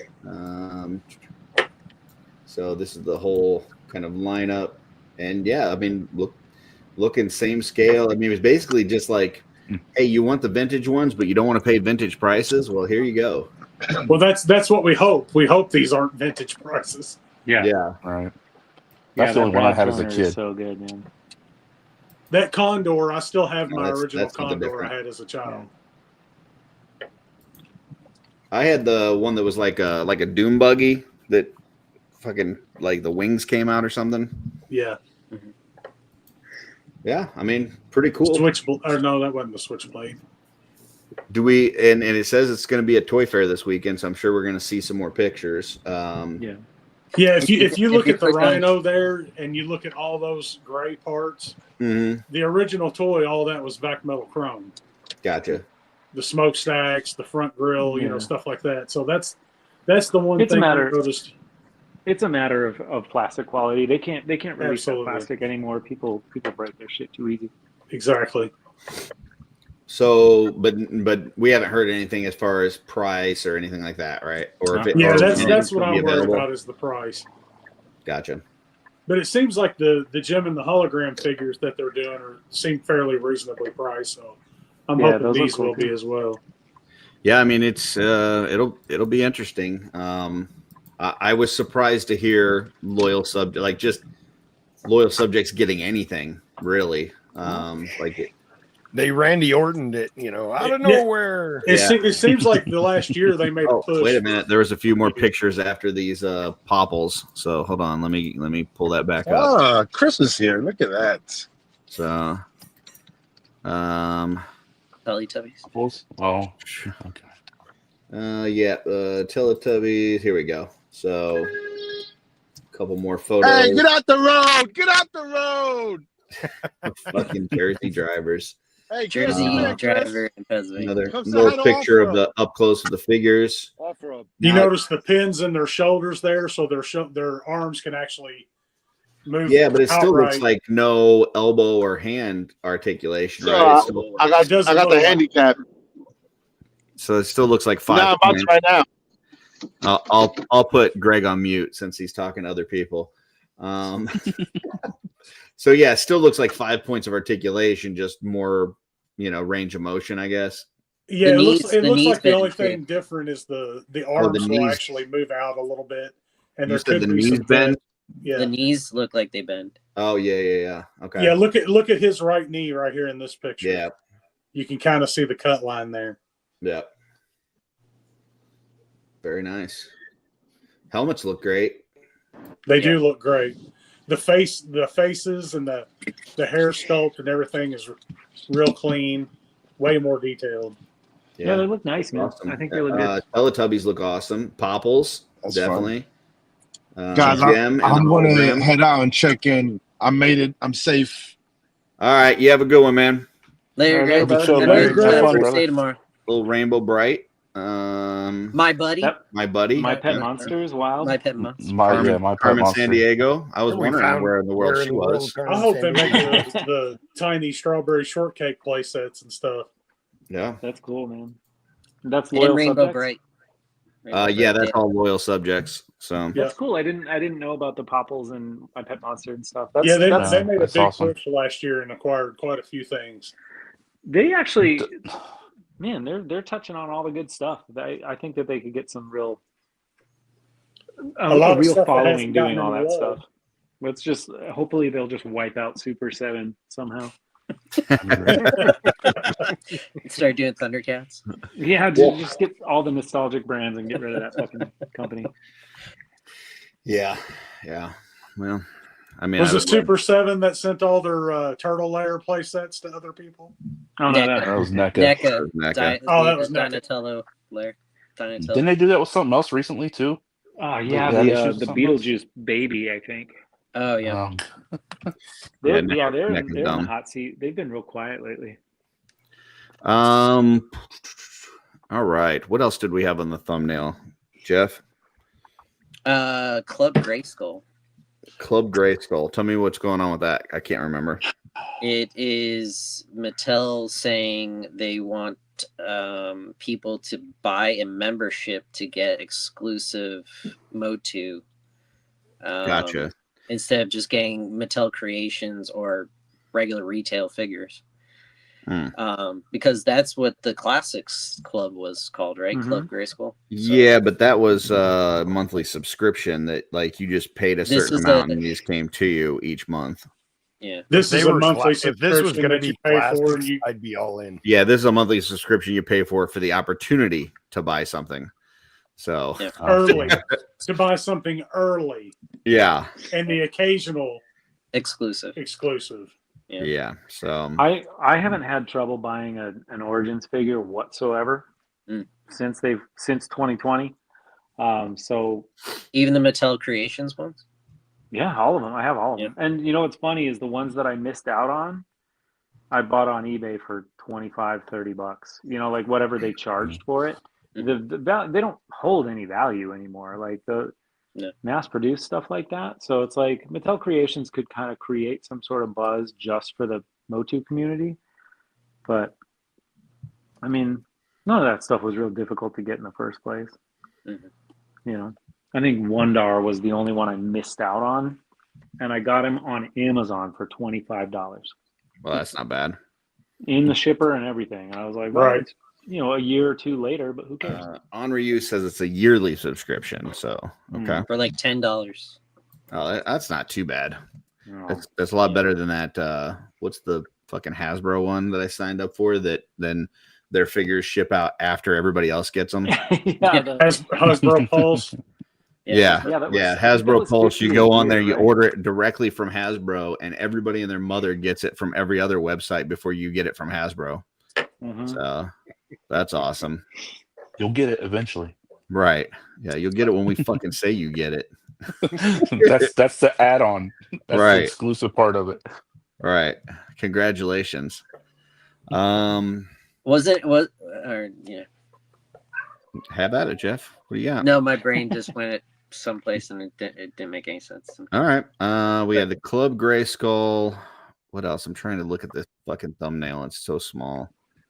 That was it. Those are the three things. The DC Mattel, Club Grayskull, Toyfair in general this weekend, along with Zolocon. You act like you put it. Muskecon. Yeah, that we'll definitely get to that. So we Zolocon, we got a little update from Zolocon, like from the folks there. Obviously, that Headhunters there that everybody knows they're looks awesome. There's something legendary that we don't know what it is. That maybe we can sneak out of Trevor when he gets back on. There's an But yeah, action Toy Fair this weekend. So obviously we saw some things from Loyal Subjects, saw something with the Mortal Kombat from McFarlane. Anybody else see anything from ToyCon so far, or from Toy Fair this weekend? No, I was just checking it. I just saw that McFarlane stuff right now. Gotcha. Well, I know there will be news this weekend. You know, we had our guest last week on from Toy Collector Magazine, and he was talking about there's definitely going to be some surprises showing up, and to be on the lookout. There's going to be some news coming from Toy Fair, so we'll see what else we hear. That's exciting. Trevor, you typically have some folks in the know and in the community in the toy area. Have you heard anything from Toy Fair? Any kind of reveals or anything cool coming out of Toy Fair yet? Yeah, I really haven't been paying attention. I mean, I tried to get in there. I didn't think I could anymore because it seemed like they had upped the credentials, but then a couple people told me like, no, I signed up and I got in. So I applied for press or professional or whatever, but I haven't heard back from them. So I got other things going on tonight. Tomorrow I'm probably not going to go. I haven't really heard anything. Like, I don't even know if like it used to be great to go there as press because Mezco would give out like a bag that had like an exclusive figure in it. And I mean, like, you had either exclusive parts or you couldn't get it at all anywhere else. It was pretty wild. So everybody just went for that, but I don't even know if they're going to be there. I'm not even sure they're going to be there this year. So I have heard nothing from Toy Fair. Yeah, it doesn't seem to me like to be as big of a deal as some of these other, SDCC and things like that with reveals, but we'll see. I know Hasbro's going to have some stuff, I think. So I know we were hearing that Super 7's going to have some stuff that, I mean, I know people have their opinions on Super 7, but it sounded like they were going to have some surprises that people weren't expecting. So, yeah, I guess we'll see. Yeah. Wouldn't it be crazy if it was a Vecna? That would be crazy. It would also be crazy if it was a Vac Metal Copper Kid. So that I was just going to say that. Metal. Yeah. Aren't they dumping? They're dumping the D&D, right? They're not doing D&D now. I don't know. They said that they're doing Garfield today. They're doing what? Garfield. They got Garfield as. Well, yes, that's heard big. that. That's huge. Yeah. Just heard that. Yeah. There's I can't tell you how many Garfield collectors I know. It's crazy. I could walk into the next room. I hate Mondays. But... any number of Garfield. I hate Mondays. Love lasagna. That's me. All right. All right. I used to love Garfield actually. When I was a kid. Oh, dude, I loved Garfield when I was a kid. I learned to draw by drawing Garfield. Yeah, Same. yeah. Me too, kind of. Yeah. I'll have to it was them. so these were the licenses they dropped today. Garfield, George Clinton, Dimebag Darrell, the White Stripes, Jay Dilla, Tribe Called Quest. Oh no! So those are all going to be reactions. Oh no! Congratulations! That was the most. Congratulations! Oh no! I'll tell you what I would buy from them, more of the ultimate like rock The worst stuff, man. No, the worst are. They're terrible. Bad. They're terrible. They live up to their name. Yeah. No, I loved Lemmy from Motorhead, and I got the, I would the buy King more Diamond. of that stuff, man. Oh, Give the me some rock more band like rock stars, legends. man. That'd be cool. Those were I'd cool. buy a lot of those. I have the King Isn't Diamond. McFarlane and the making Ghost Music one. Maniacs? Yeah, he has. Are they? Rock stars too? He's done. What did he do recently? He did. Oh, that's right. He is. Yeah. I can't remember who he did. Shit.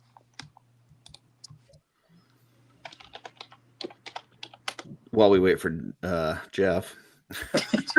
Fill the void. Can you type any louder?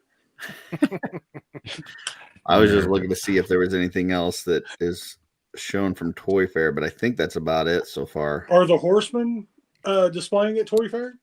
I don't think so. I don't think they're there this year. Mm-hmm. No, because it fell the same weekend as Zolocon. Mm-hmm. I do see there's the Mondo Wolverine that is up right now, the 1/6 scale. Yeah, the shirtless one. So they've got that. And the second, the real Ghostbusters 1/12 scale. Yep. Which is Egon. And we had talked about that. We had talked about that dragon in our other chat. Let me see if I can find that picture. There's, the Yu-Gi-Oh. Yeah, because tonight's the last night for it. It ends in a couple hours, right? Yeah, you were saying that. Is that a Kickstarter? No, it's a time release. That's Mondo, right? Mondo, yeah. Yeah. So Music Maniacs from McFarlane in 2024, he did Alice Cooper, Rob Zombie, Trooper Eddie from Iron Maiden, Freddie Mercury, and Slash. And then in 2025, he's coming out with Flavor Flav. Flavor Flav. Wow. Well, that's going to be a hot seller right there. You know how many people are going to want the clock from around his neck? Oh, yeah, it's right. huge. Yeah, boy.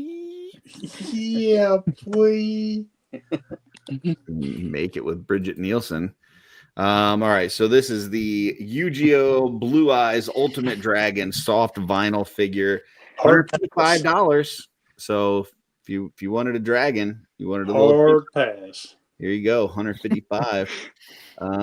And I think it's like 11 and a half inches tall. I think it's kind of cool. I'm gonna get the super set Tiamat instead. It's cool, but it's $155, man. I mean, come on. I don't know, man. I've spent $155 on stupider shit. So yeah, stuff that you like. Yeah. Though. Yeah. I don't have it. I don't even know what was this a game or a it was like kind of like a Pokemon kind of thing where it was like anime card game thing. Card game. Yu-Gi-Oh! Only a card game, or is it? It was an anime was a too. card Wasn't game. It was Yeah, a anime card game. Yeah, I think the card game came from it because it was all about that. That was pretty much what the story was about, was cards and stuff too. Like all the monsters came from cards or something like that. Yu-Gi-Oh! To Pokemon is like GoBots to Transformers. Okay. So a few people like Yu-Gi-Oh! Better, but the majority of people like Transformers.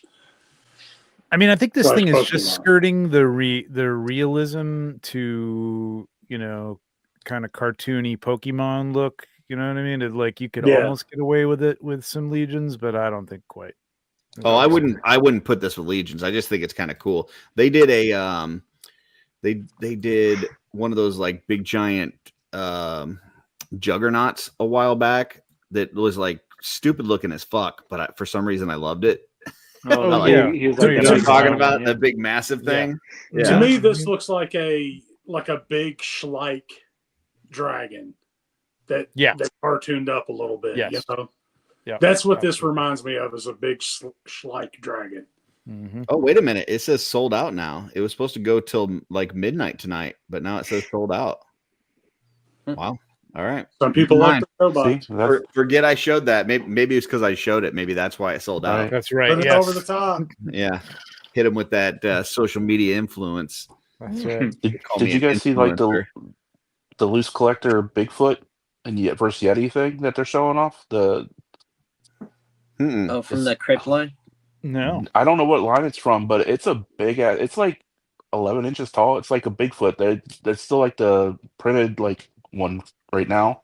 They got it showed in a line of all the other bigger figures. It's bigger than that Hyde figure and the Zesray Studios Minotaurs and stuff like that. It looks pretty sweet so far. Everybody excited knows for that. It's not real. Still real to me, damn it. Like I would never spend $200 on this thing, but that's fun though. It's just he's just a chunky fun. boy, man. Yeah. I just want to, like, if Darla's out of town, like I want this thing in bed with me. See, figures like this I can relate to. Figures like this I can relate to. We're built exactly the same. Yeah, this is like that My Buddy that we looked at earlier, right? But if I put a walk on my head, there you go. Or like those wrestling cosplay. those wrestling pillows. Wrestling buddies. Yeah, wrestling buddies buddies. back in the day. Yeah. Yeah. Dude, I bet this thing could like knock you out. 12-inch. Look that, and this is how I'm built too. 12 inches It's tall, the- 15 it's- inches wide. Yeah, it's,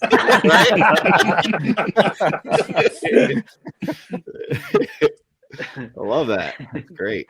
So, but they did like 3 versions of this guy. They did a Colossus one, and yeah, and they've all It's sold cool out. looking, but it, yeah.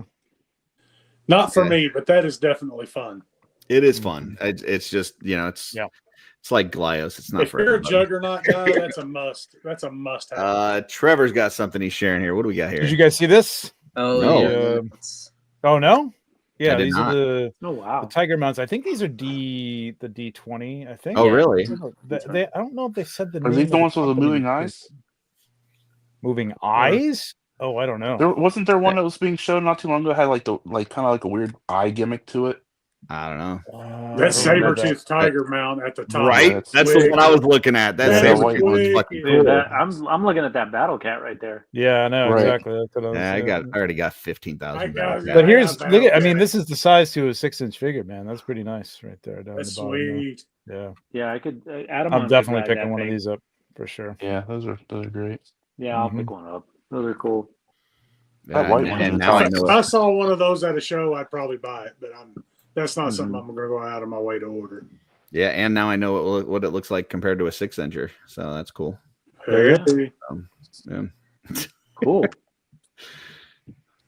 Hey, this is a 6-incher next to a pussy. Oh, okay. Oh, sorry. Well, see you later, folks. Hey. Chris, I said, Womp womp. Nobody on the screen right now knows what that means. No. You sent me something else, Jeff? yeah, and the off-road is the loose collector Okay. Hold on. post. In our off-road. Oh, okay, I see it. That's what Brian was talking about. He's a big boy. Wow. That's a chunky thing. Hold Right. on, let me.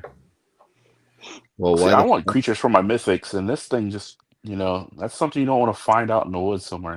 Kind of look All to right. it. It's not letting me fucking expand the window. Hold on a second. There we go.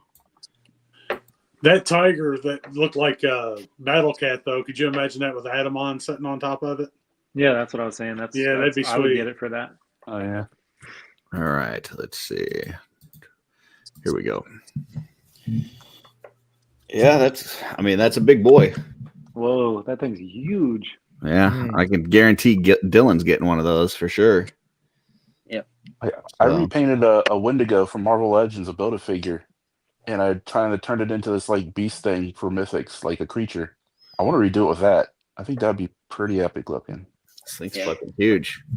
And the Wendigo is the size of that the Marvel Legends Sasquatch, right? The third Right, one it's the in, same height. second Yeah. one. Is That's this I bet that's a $300 figure. is this for sale already or?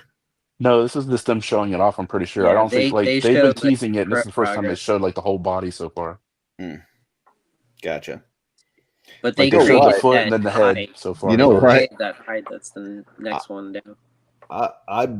I would like to see this next to the Mondo Beastman because that Mondo Beastman would fucking dwarf this sumbitch. Yeah. Right. So, but all right. Trevor, you got something else for me to pull up? No, Is that- sir. okay, No. You're just scrolling around. Okay. Just looking around. Yeah. Rosedale Studios says it'll be $400. LOL. So, Yeah. there you go. I'm looking at other hashtag Toyfair stuff. I'm not really seeing much. Apparently, there's a Star Trek line coming out for Nacelle Toys. So was Nacelle, yeah. Toyfair actually open today, or is it just I like think it's sneak just a previews? The setup. first it's tomorrow. Yeah, And it goes for till the 5th or the 4th. I don't know. It's 1, 2, 3, 4 to the 4th. Okay. So yeah, Nacelle Toys doing some Star Trek Next Generation. It looks like. If you're interested in They that, showed that off. Has anybody here actually bought or collected anything Star Trek? not since I was teenager.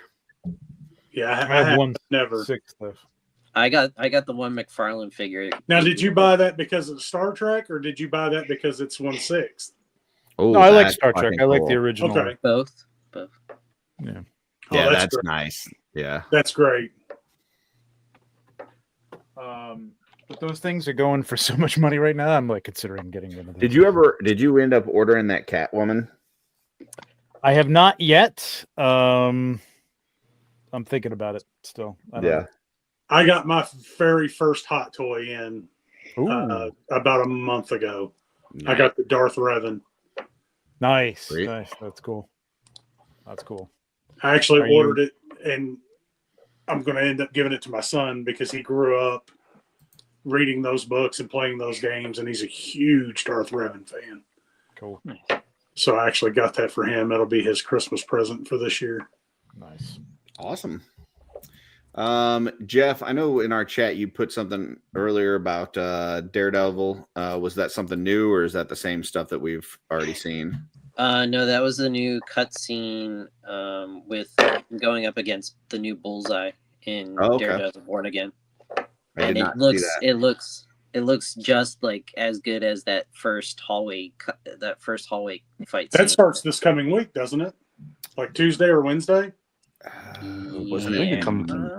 Was it March? I thought it was like March 4th, maybe. That would be this Tuesday. That would be this Wednesday. Tuesday, Wednesday. Is that right? Let's see. It's coming soon. Yeah, March 4th. So yeah, that's this week. Nailed it. There's a bunch of stuff that just started or it's starting soon. Because Like Andor Reacher season 3 2 just started. Reacher 2, yeah. Yeah, that new Invincible Reacher season 3 is pretty fucking good. Everything Reacher's good. I've even been Yeah. downloading the movies on or the books on Audible. And the Yeah. books are good too. That's cool. Everybody's saying that dude is going to be Batman. Joe says they brought back the same stunt coordinator they had for the first 2 seasons of Daredevil. So, all right. Mhm. That's cool. Yep. Beautiful. Invincible just released a Yeah. few more episodes. It's been pretty nuts for season 3 already. Like it kicked off really I'm good. still halfway through season 2. I got to catch up. Season 2's kind of slow, and then season 3 just kind of hit, and it's like, damn. So it was pretty cool. Yeah, I'm like midway through season 2 and kind of it trailed off for me, but I'll try to stick with it. I mean, if I made it through the first 3 seasons of Clone Wars, I can make it through anything. So Yeah, season 2 is really slow. It's not as good as the first season, and like I said, you just got to get to that 3rd season. It just jumps off really good. Oh, Curtis, I Dude, got I grew something up. I grew up a huge Star Wars fan, and if it weren't for the Clone Wars series, I would probably be. the last hating like Star 3 seasons of Clone Wars may be the best Star Wars that we've gotten. It's fucking awesome. Absolutely. Yeah. When they get into the Maul arc in that's the best Star Wars. Well, just like it seemed like after like 2.5 seasons, they kind of changed direction. They realized, hey, kids aren't really the ones watching this, and they changed the direction a little bit. Yeah, and it just got so freaking good. Have you watched? I like Rebels Bad yet? Batch. Yeah, I liked Rebels. I didn't like it as much as the last few seasons of Clone Wars, but it's good. And Bad Batch is great. Yeah, Bad Batch is excellent. Yeah. Rebels gets better in the later part of It the does. season Yeah. as well. Mm-hmm. Check Uh, this out. you want me to that's pull kept this Star up, Wars Trevor? alive for Yeah. me. Mhm. What we got here? Oh, that's nice. Whoa, what's Oh, that? hell. 1/6, baby. Joe's 1/6 gonna want to see party. this. Goggins. Ooh, Oh, that's damn. cool. Everybody Joe, go get your Goggins goggles. Don't wreck your car, Joe, on the way home. All right, you can always look at this after you get back. 180 And bucks. what's this from, Trevor? This is a third party figures for 180 bucks. So it's not licensed, but it looks pretty nice. Looks pretty That good. looks Looks damn good, yeah. fantastic, dude. Wow. Did you guys see I that like Dark Knight, the VC Toy Box Dark Knight? The VC I don't remember toy who. box? Hang on, that's the.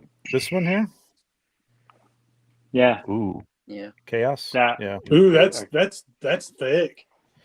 Yeah, I'm thinking about That's getting this beefy. one. I thought Muff Toys was doing one. Hold on, It is my hold on. That's We got to big. talk about how they blur out the fucking logo, and it's I like, know, there's right? no way you'll know what the fuck this is. We Right. all know They what do that Joe's all the mustache time. looks like. Well, Yeah, that's that's how the they get away trademark with it, shit. dude. So, but then the very next picture, it's plain as day. Right. Yeah. Why would the they other ones bleep is out Joe's weird. mustache? I mean, we all know what Right? it looks like. Right. Yeah, that I have looks, no idea who this character is. Yeah, I do. I considered it, except for that I have both the blue and gray and black and gray Mezco, not Mafex. Mezcos, the Mafex. yeah, Mafex. Yeah. But this is nice, man. I do like. There's something about like with the bat. I don't like Mezco superheroes. Like Spider-Man, I hate it feels like Mezco superheroes. Amigo. They feel like Yeah. Amigo, right? Like a little. Mhm. But Batman, it works. There's something I about don't- Batman that I works think that with they're- cloth goods, man. I don't know what it is. I think Is the it because Mezco Batman doesn't sculpts- have a lot of soft goods? Yeah. Well, I think it's the face sculpt that does it for me. Like the Mezco Yeah. Batmans look like shit, in my opinion. I don't hate Um, all of them. I think some of them are pretty good. I don't know. But like this is dude cool, looks though. Yeah, this is hard as badass. hell, dude. Yeah. I like the Mafex stuff. Yeah, me too. I'm not a huge Mezco superhero fan. Just I don't know. Yeah, I like Mafex for super. I like Marvel Legends over most of the Mezco stuff. It just like for those skin tight classic superhero outfits, it just doesn't work with cloth. It looks like you're wearing No. pajamas. That was And old then they do thing. like the plastic gloves and the big plastic Yeah. boots. And when I was in silly. my knock soft goods phase, that's what I really had a problem with, was just those superhero kind of spandex suits. So Yep.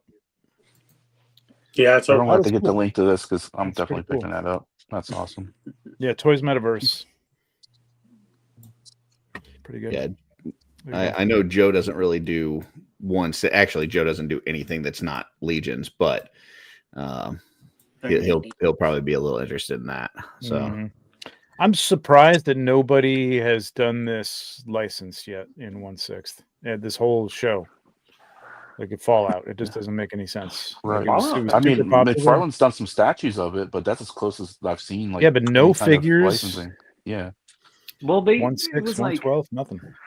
there were some Fallout and some Skyrim figures, and they were really bad, and they were Yes. just a handful of years ago. And then now that it's like this thing that's happening again with Mhm. Fallout, I would love to see somebody pick it up. I never played the game, but I really enjoyed that show.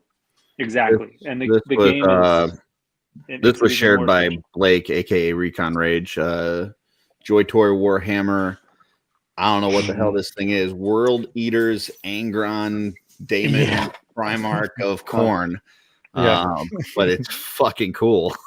Yeah. I think, that's badass. So I think this is what the like this dude. I was told by Alberto. Look at those today, he showed me wings. this picture. Like this guy, yeah. when they go evil, they become that thing. Huh. Yeah, I mean, I've never bought a Joy Toy figure, but damn.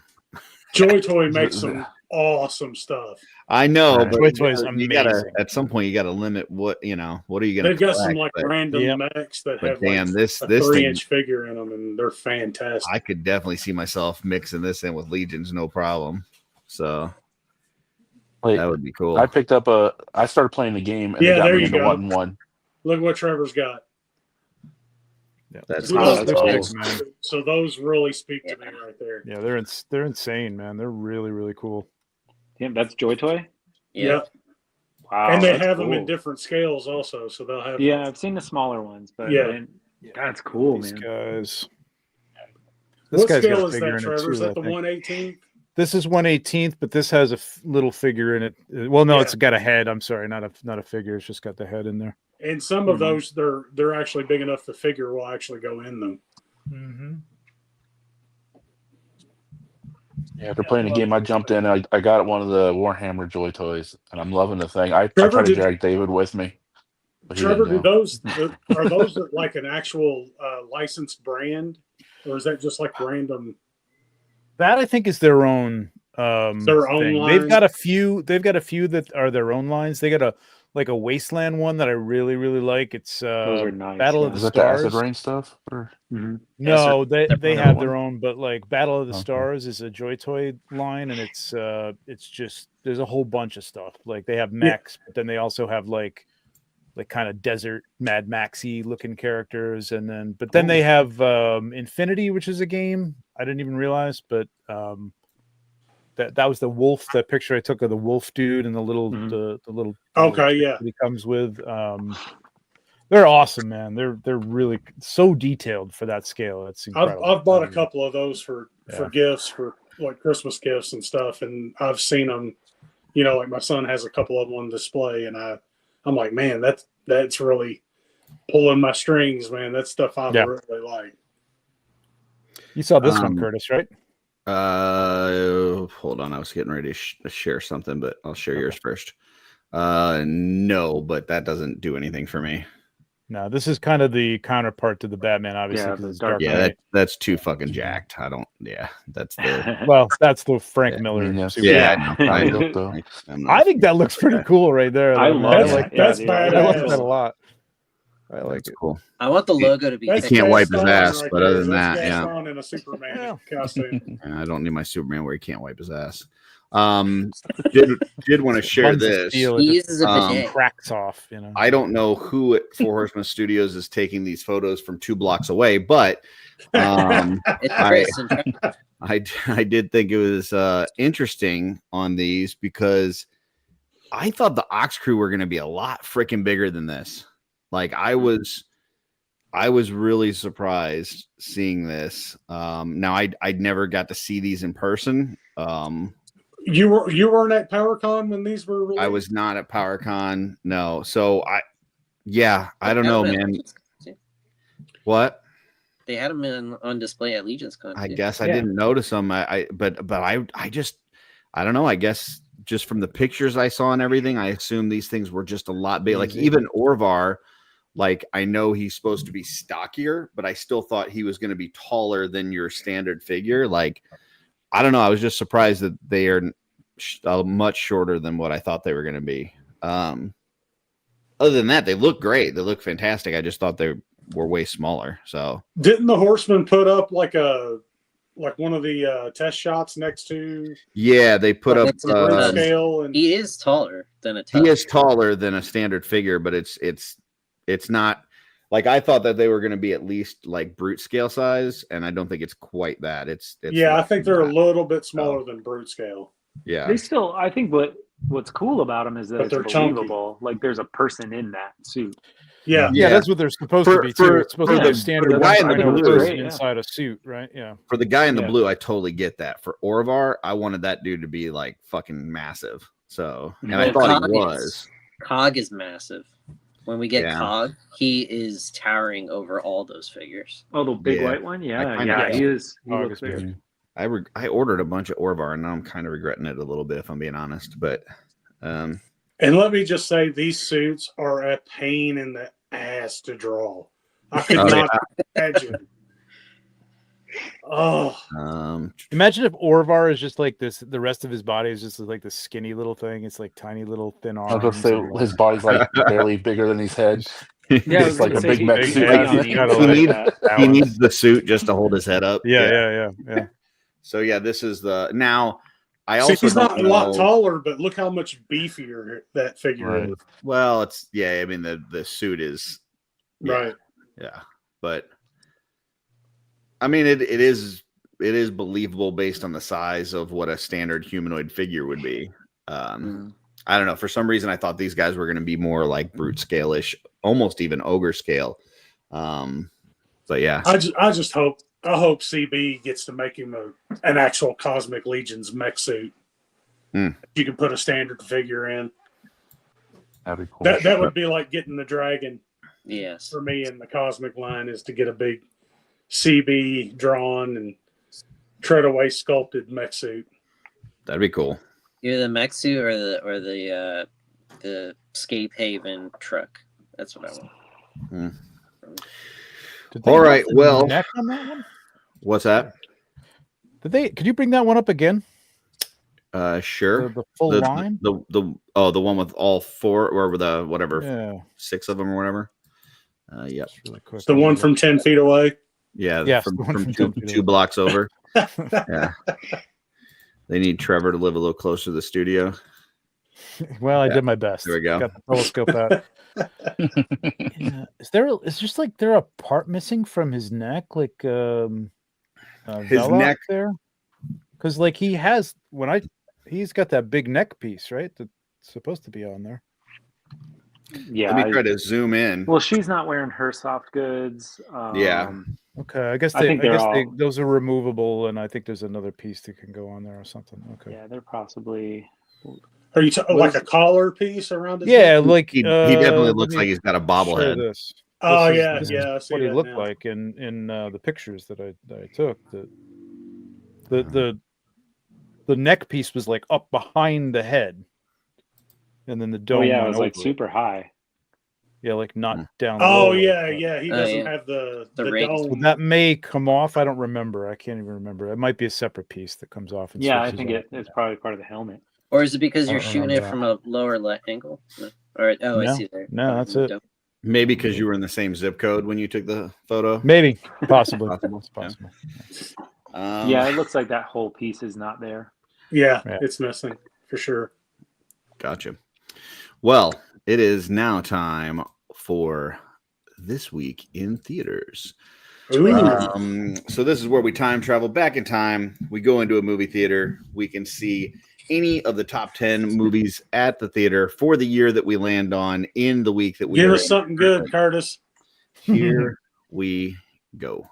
1990. 1989. Batman will be there. Well, it's a little early in the year. I don't think that In was February? out yet. No, it came out in May. Yeah. But let's see what we have. Go to weekly. 1989. All right. We are looking for Febtober 28th. Here we go. Number 1 at the box office that week is The Burbs. An overstressed suburbanite and his neighbors are convinced that the new neighbor family on the block is part of a murderous satanic occult. So, Satanic Panic.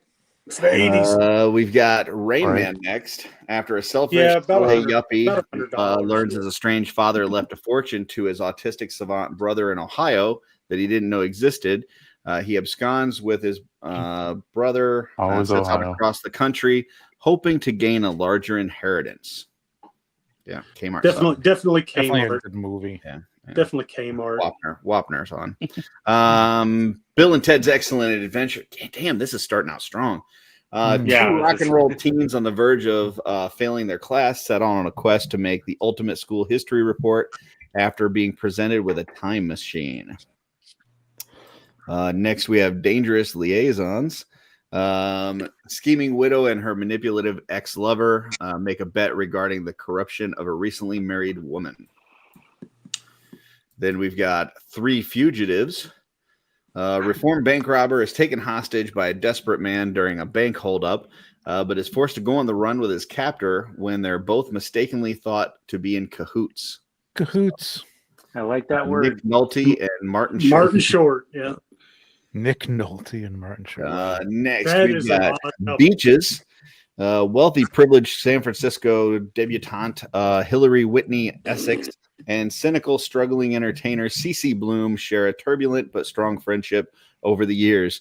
I'm pretty impressed with my reading skills there. I was going to say that was a very difficult description. Well, there's a lot of consonants and double consonants. There's some words. There's some words.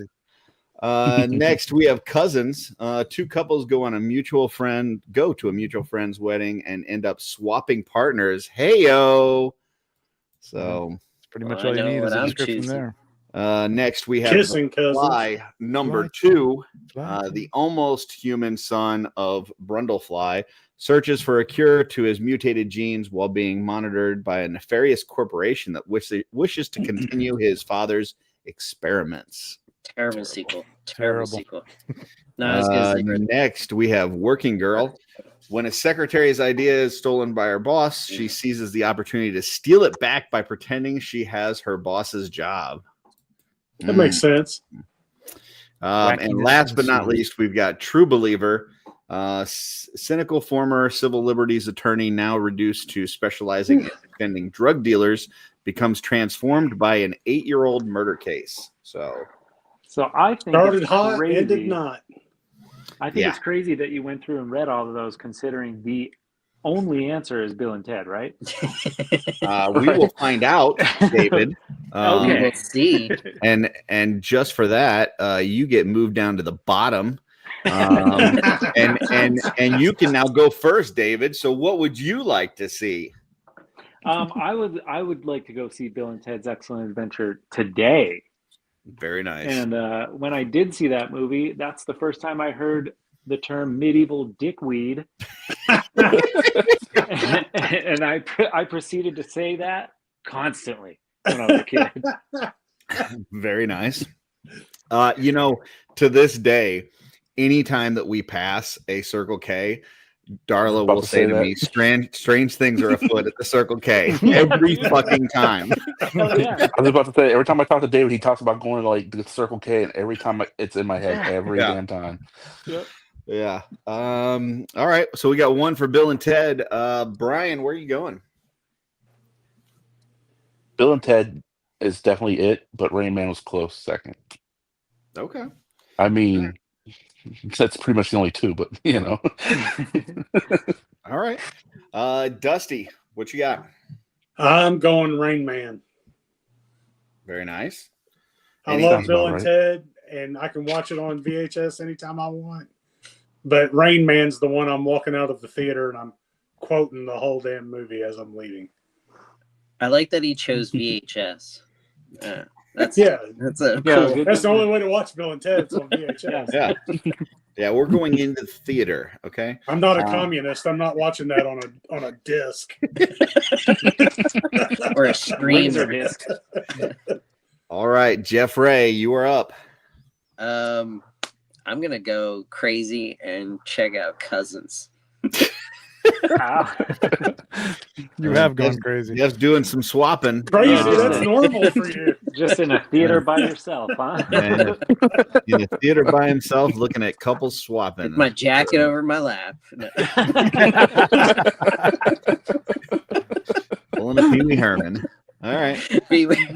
Heard any good jokes lately? Yeah. All right, Trevor, what you got? Definitely beaches. No, it's not good. To Bill and Ted's Excellent Adventure for sure. Yeah. Man, this one's rough for me. I love Rain Man, but I don't know for a movie theater experience that does it for me. So that puts it down to the Burbs and Bill and Ted. And man, the Burbs is good.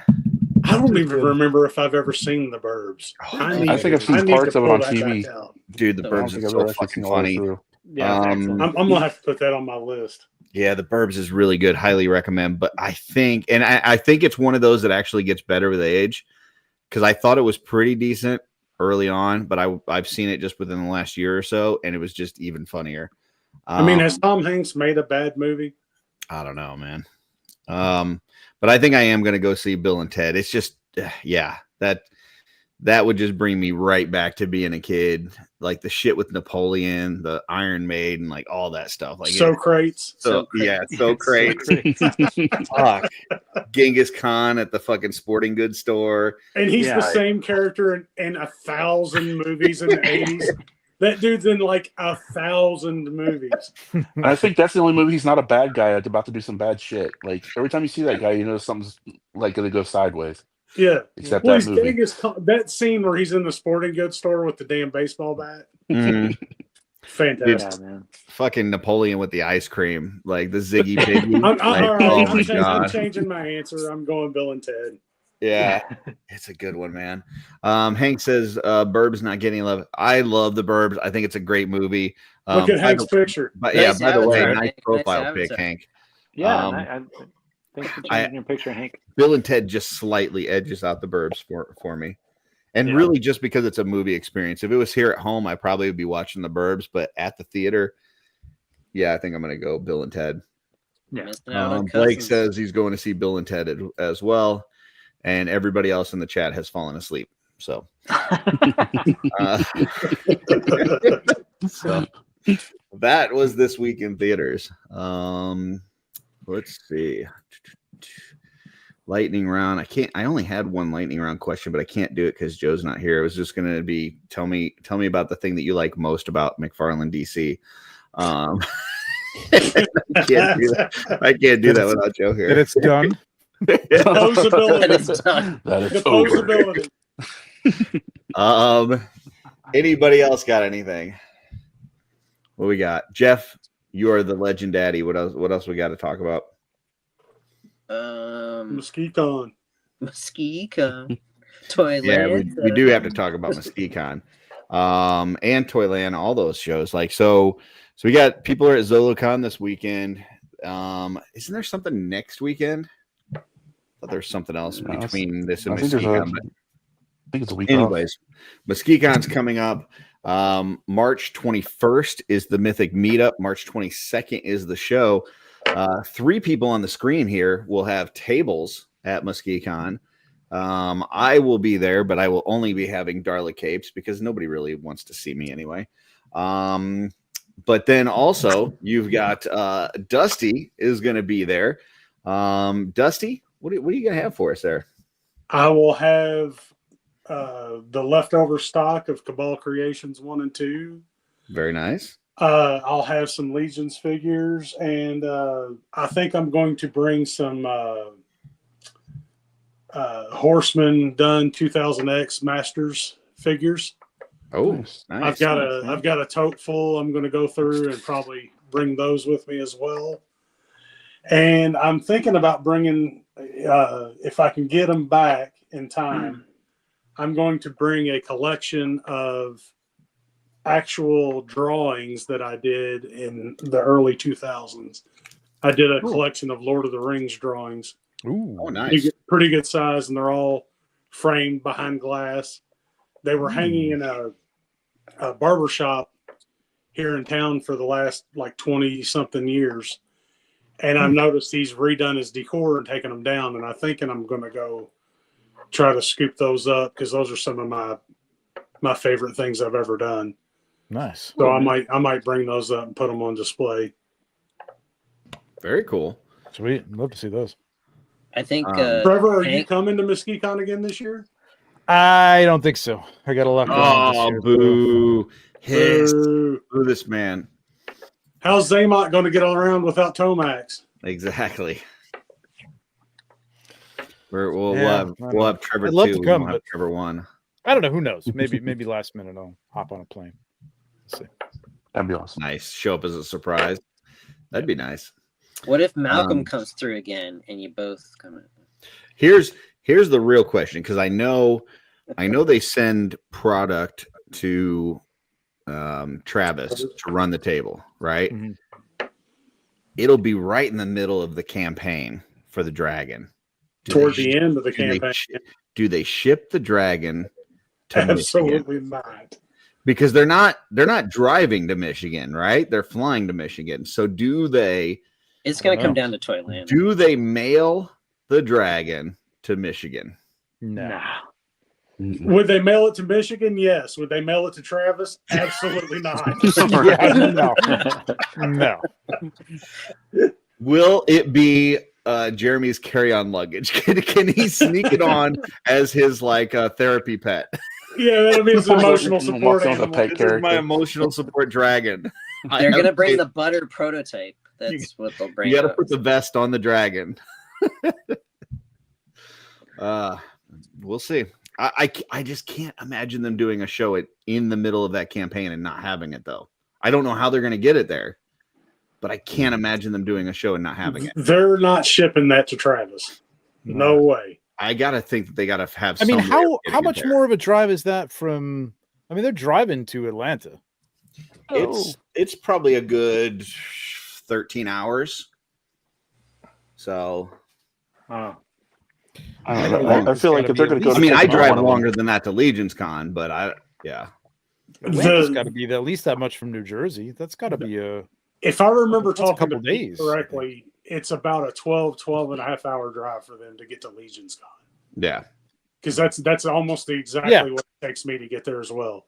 Yeah. That's why it They could always do it. stuck with me. I just got to believe they're going to find some way of getting it. I don't know how they are, but I got to believe it's going to be there somehow, some way. But anyway, whether it's there or not, we will have Dusty and Dang Studios, but we'll also have Brian Lynn from Carver Customs, who's been doing some amazing dios as of late. Obviously, he'll have some torches and some lights and all that kind of goodness, but he's also been doing some amazing stuff with not only dios, but then photography with the dios. Brian, what do you got for the people? Stuff. He's got head. That's all I got. I got stuff and things. Yeah. It's pretty much what he said. Torches, staffs, Charbots. Oh my. Oh yeah, Dios. new Charbot stuff, right? Yeah. The Wave 2 will be shown there. If you're at the meetup, you have a chance of winning like the axe. Yep. Yeah. I'm gonna have like a all in for Wave 2 in the giveaway at the Mythic meetup, so somebody will be the first ones to have that. That's pretty much it. Like, I was done making dios, but then the response to the dungeon really got me motivated. So now I have another one sitting over there. I just finished, and I saw this, and I got motivated to do something else. So I'm probably gonna do this on Legion's chat here in a little bit. Start cutting this apart and making it. Will you have the tattoo needle for the Charbot there at MesquiteCon? But what? Isn't there a tattoo needle? Oh yeah, it'll be there. I have this. Yep. And is that for the right side or is that for the left side? It's wrong-handed. The left-handed.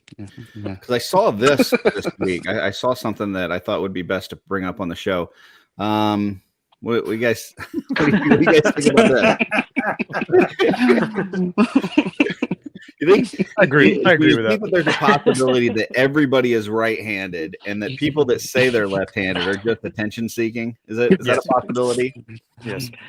We'll have like a writing contest, and then I'll write with my right hand, and you know what I think it is? Probably pull it off. We'll see. I think the real thing is that David used to do art with his right hand, and he was so fucking good. He's like, this isn't fair. I got to start doing this with my left hand. Give other people a chance, right? And what we're seeing is actually the wrong-handed version of what his art could be, and it's like still the that fucking Princess good. Bride principle. Yeah. I'm not left-handed. Yeah, exactly. Somebody else starts doing art for the pins, and David's like, "Oh, well, I've got a secret for you. I'm not left-handed." My girlfriend is left-handed, so I'm going to stay out of this. Okay. Yeah. All right. I've been keeping a secret. I am not right-handed. Yeah. So did you see the Fallout figure? No, without wrecking your car. Oh, Trevor, you still have that readily available? I can pull it up. Hang on a second. Because I know you don't collect 1/6, Joe, but I think you'll appreciate this one. Well, if you wait long enough, they'll probably put this out in 1/12 too, because this is what these companies do generally now. Oh, really? They do both? Yeah, not this company specifically, but somebody will do it. Look at this thing. The ghoul. That looks so good too. Isn't that good? Wow. Those soft goods look fantastic. The whole thing looks amazing. It's really nice. I don't know how I feel about those striped pants, but did he not have the striped pants? You know, I don't remember seeing them in the show, but maybe he did. I thought he did. Yeah, I thought if you got striped pants, you need a pocket watch with a really long chain. Right. Isn't that right, Joe? Yes. When are we getting when are we getting season 2 of that? Do we know? I think they're filming it now. It just I believe they're filming it. Or just finished. Okay. I heard Walt Goggins is saying that the first season was great, but the second one already blows it out of the water. Like, really? He's making already. Yep. It got renewed for 2 more seasons. I do know that for sure. So gotcha. So many unanswered questions from the first one. There's so many possibilities to go from just that alone. Yeah. Well, them ending looking over New Vegas, that right there has, I know the Fallout community was like, what? You know, because it's an actual game location. So, you know, we are really, really curious to see if, you know, it ties into anything from New Vegas. the New Vegas game. So definitely. Well, you'll get to. Won't it pretty much show you which of the endings was the right one, whether or not Mr. House is alive or dead? Or... You know, that's part of what some people are bummed about, because the fun of Fallout is that you're kind of crafting your own story. Like your character is the main character, and some people are kind of upset. But I feel like it's been the time period is so much longer. Like it's been so long since the New Vegas game has been out that things could have happened in New Vegas that has nothing to do with the plot of the game. Definitely. You know what I mean? Sure, like a completely different. Well, considering this is Lucy's story or whatever, this has nothing to do with the game. It just takes place in the same. It could just be the location alone. Yeah. Yeah. They tied so many things in, though, that were fun Easter eggs for fans of the game. Oh yeah, it's absolutely. Really neat, oh yeah. But they could have had a completely different faction come in and wipe out New Vegas, and it would have nothing to do with the New Vegas game. So right. There's a lot of different ways they can. They did such a good job with season 1, even the way that they had certain characters move and things like that were based off of the older games. That I feel like the showrunners just can't do it wrong. Like they don't want to. No, they want it to be the best Fallout experience that it can be. I kind of thought about that about the Witcher series for a couple seasons, and then just a couple. Yeah.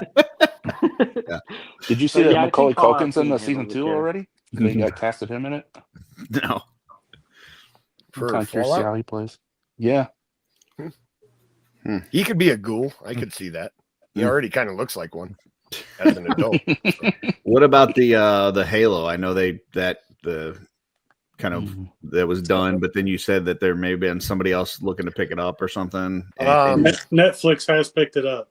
Oh, they have. Oh, they did. Okay. Yeah. No, I don't know if that means they're going to continue the series, but they have put it on streaming, or they will put it on streaming. That's another one that would be cool to get that Fallout treatment where it shows things in the universe, but doesn't really have to focus on that story arc with like Master Chief as hardcore. I would rather see them continue that storyline than have no Halo show. That's where I get disappointed with the community, the Halo community, because they are pooping on everything to the point where we're not going to get content. Yeah, hey, I freaking love Halo. Who cares if it's not the same as the game? Like give us some stuff, my son and I both love the Halo series. My son probably a little bit more than I did because he was so much more into the games. Mm-hmm. My son didn't like the fact that they off the bat showed Master Chief's face. Sure. He said a lot of those things were the mystery of who was under that helmet. So I remember interviews with some of the higher ups from Bungie back when Bungie was doing the games, and they said that they intentionally did that because they wanted the player to feel like he was the master, like the person playing the game was the Master Chief, so that the character was more relatable to the player. But it's a show, so I mean I get it. I get what people are saying, but as they're trying to tell the story, and they definitely went a more dramatic direction than like, just focusing on nonstop action like a game. A show has to have a different.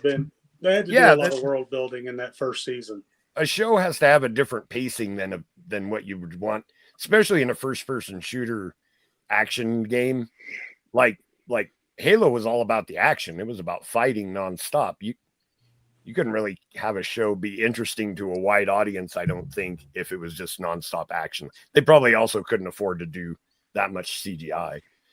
But speaking of fans asking for something and then immediately trying to shit on it, Masters of the Universe has shown a few pictures now of their set and some production shots and some promo shots, and we got this of our He-Man with the power sword. So and I guess the synopsis that's out there, what it says is basically Adam is somehow on Earth, got stuck on Earth, away from the power sword, needs to find the power sword so he can return to Eternia, which a lot of people seem very irritated. First, they seemed irritated with the casting because the guy seemed too small. Well, looks like he fucking bulked up from this photo. But then also they were upset because, you know, a lot of folks don't want Earth in their He-Man movie. And I think it'll depend on whether he's on Earth for the first 20 minutes of the movie or if he's on Earth for the, you know, 80% of the movie. So I'm going to say, I'll say the first picture of him being arrested by the cops. I was like, this movie's going to fucking suck. And then this picture, I'm like, man, I hope I'm wrong. This looks so awesome. This looks pretty fucking good. Doesn't it look cool? Like that sword looks rad. Yeah, and you know what? Maybe those first shots we saw, maybe that's a swerve. Maybe that's not even part of the movie. Like it could be something that they're just fucking with us. I don't know. That looks badass. I will say that I was a huge Masters of the Universe fan growing up. We haven't had a movie in 38 years. I'll take whatever the fuck we can get. Yeah. And there's going to be parts of it that I'll probably love, and there's going to be parts of it that I'll probably hate, but I'm going to go support it because, like Joe said, if you don't support this stuff, you're not going to get more. And you know, if at least if you support it, you may get something that you like. And then later on, you may get something more of what you like. But if you don't support it from the get-go, you're not getting shit else. So I haven't gotten anything for 38 years. I will support this. Aren't there like a ton of big actors in this too? Like yes, Idris Elba is the main name one. Not that means anything, but like the thing about this movie right now is this is it. This is He-Man's absolute last chance. They've been trying to make a He-Man movie for 30 years. And now that it's this far along, they have to deliver or it's just over. No one will ever touch that property. I'm gonna, as a non Motu, like, I appreciate it, whatever. Sure. I feel this is like unfilmable. Yeah, I could see. I don't see it in real life, man. I don't see it. I don't get it. Like the costumes are just so over the top, crazy that like, how do you make that not look stupid? I think anime, cool anime, like like I think things like Guardians of the Galaxy have given me hope for He-Man. But they take the Guardians and Marvel take a lot of those outfits and bring them down to earth. You know what I mean? No, so to speak. We'll but see. But they still do it in a cosmic setting. This could be more like a Thor movie. Well, if you look at the original He-Man movie, the Dolph Lundgren He-Man, I was fine with the way He-Man looked. I thought he looked cool. Mm-hmm. And then Man-at-Arms, with the exception of it being orange, that was Man-at-Arms' armor. Like, the colors were off, but the armor was pretty close. Yeah, it was pretty close. Let me ask you guys then, who are like, what are you going to be? I guess what are you looking for in this movie? Because I still don't understand what Motu fans want. Like the comic books the little comic books and stuff. I want to see how they do Trapjaw. Yeah, but I mean, like Motu fans don't know what Motu fans want. Yeah, that's how I'm feeling. I can honestly say the little comic books and stuff. The original ones were pretty cool. Like having read those after the fact, those are kind of cool. But the cartoon, I mean, I was a little older, but like, and then grab me on He-Man, it was like, this is too goofy. So what do you want? Realism, hardcore, dark, or you just want I'm He-Man? You know what I mean? Like, what's it going to be like? It's kind of hard now. Like movies now, to me, like I expect them all to be awful. Like the one-liner in every fucking sentence of a movie is like that kills it, dude. It's why I hate every Star Wars thing. It's why I hate every Marvel thing out. It's just dog shit. So it's like if He-Man isn't ridiculous, like just cringe comedy, I'll be happy to just see those characters have an adventure. Like I don't need real specifics. The story was never, the comic books had one thing, the cartoons had another, the new cartoons are a different thing. But as long as it's not modernized cringe comedy, I'm fine with whatever. Okay, you say that, but then like we got one frame guy being arrested and people lost their shit from what I could see. Yeah, you know what I but mean? that's I would like to say, losers. hold on 1 second. I would like to say, in fairness to everybody on the screen, to Trevor, Star Wars. That's all I got to say, because you guys do the same fucking thing. Okay, Yeah. You see something and immediately it's like they've ruined Star Wars. It's the worst thing in the world. I'm saying the fan base. Like, yeah, I hear what you're saying. Like, that will happen. You're not going to make every Motu family fan happy. But Star Wars is more if it's a girl, forget about it. And you don't get context by a single image. Joe. Okay, I'm going to say this for me personally. If the actors take their roles seriously, like it's a real movie and not a comic book or toy movie, then I think it'll be great regardless of the plot. Absolutely. The 87 He-Man movie was not a great movie. I really liked it, but it was not a great movie.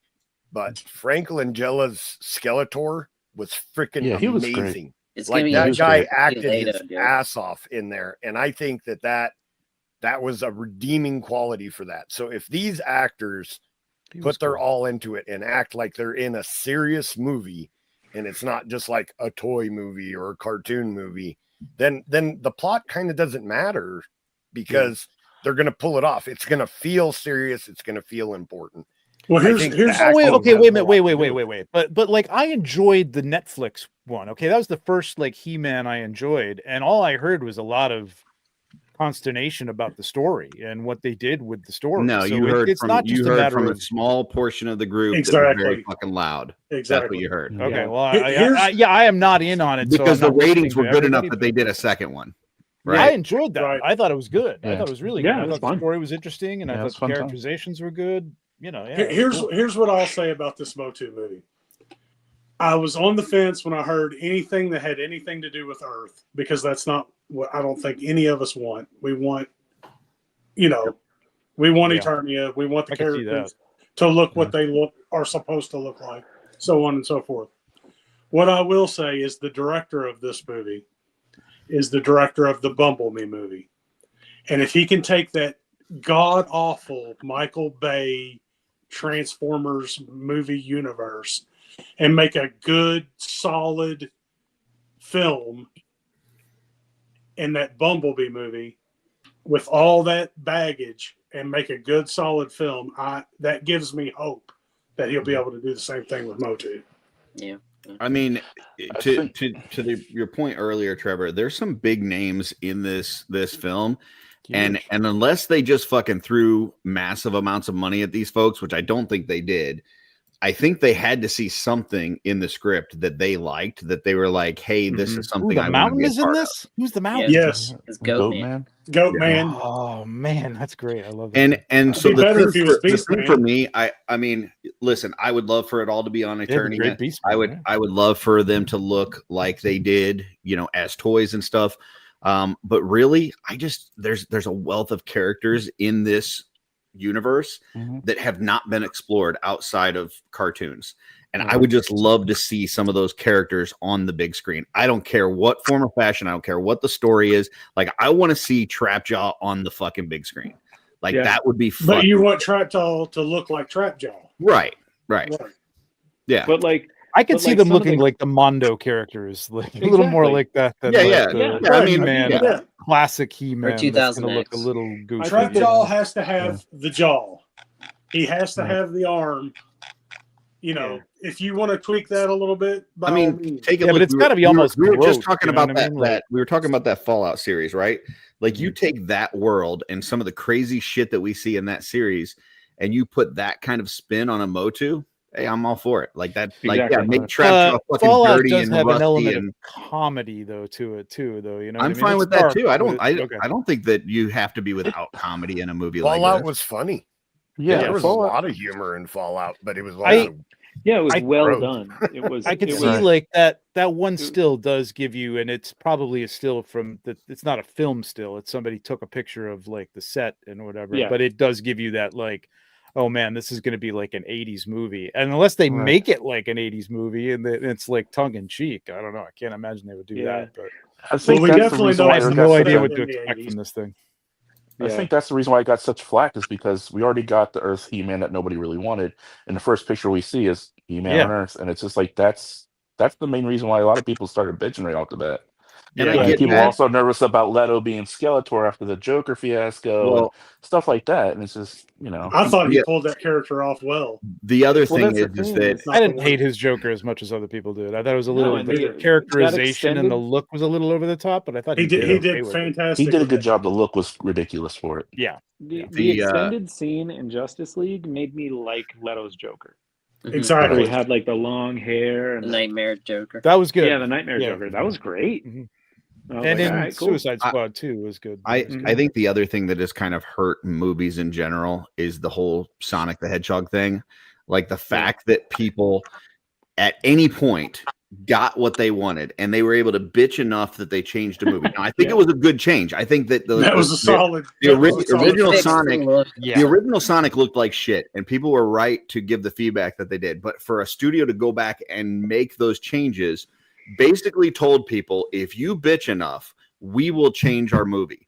And I think that is the mindset that people have. So as soon as they see anything, it's like, oh, I've got to tell them right now how I feel so that they can make changes.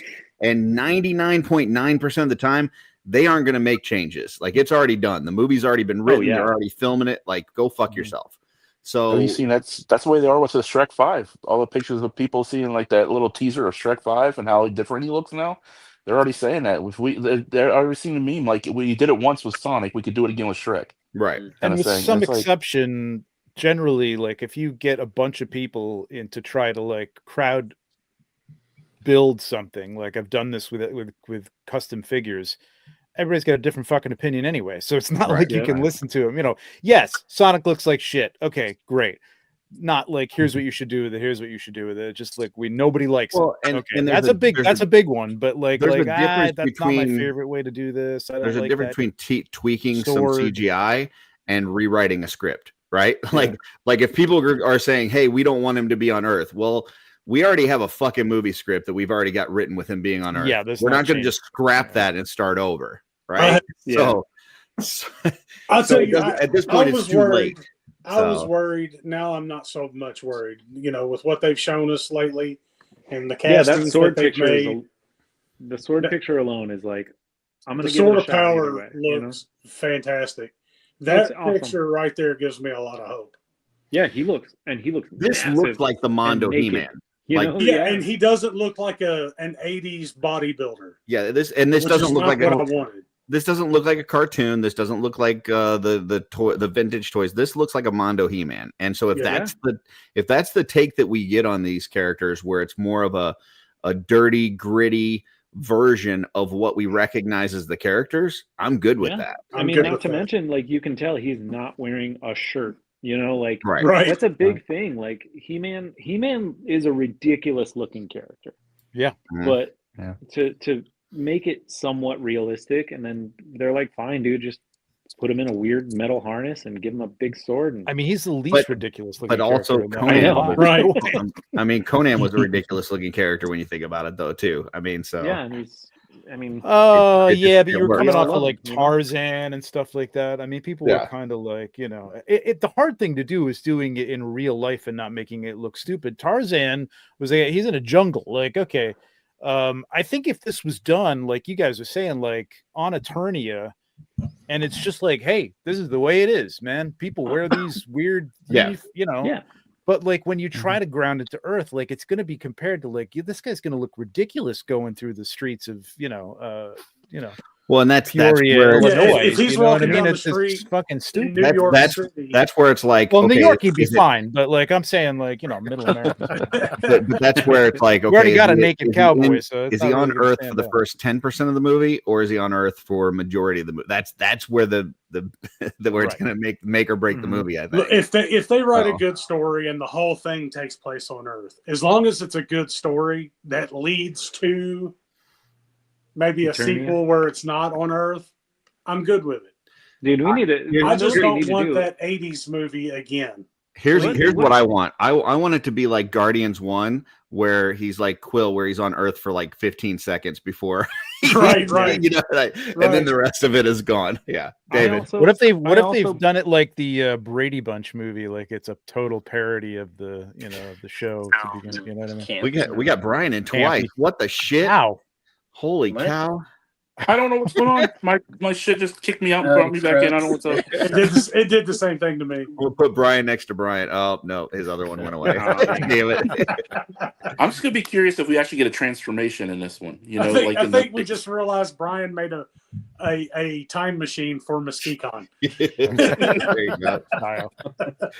1.21 gigawatts.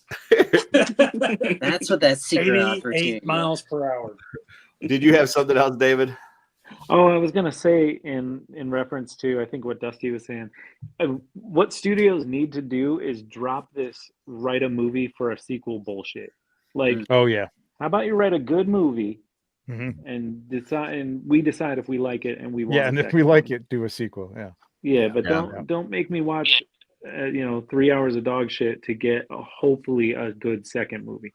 Well, and that's like, listen, I loved World of Warcraft, played it for many years, met my wife on World of Warcraft. When they came out with that Warcraft movie, I was over the moon. And I think it's not bad. Like, it's overall, a solid movie. It's not a bad movie, but they have so much wealth of different like races and stuff that they could have dove into, but they were trying to build that story slowly to go into the next movie. And then now we're never going to get it. Like we're never going to get that wealth of background and history and all those other characters, because instead of just saying, hey, let's make one great movie, they were like, let's make a movie that can set up for the next 2, 3, 4 movies. And now we don't get those.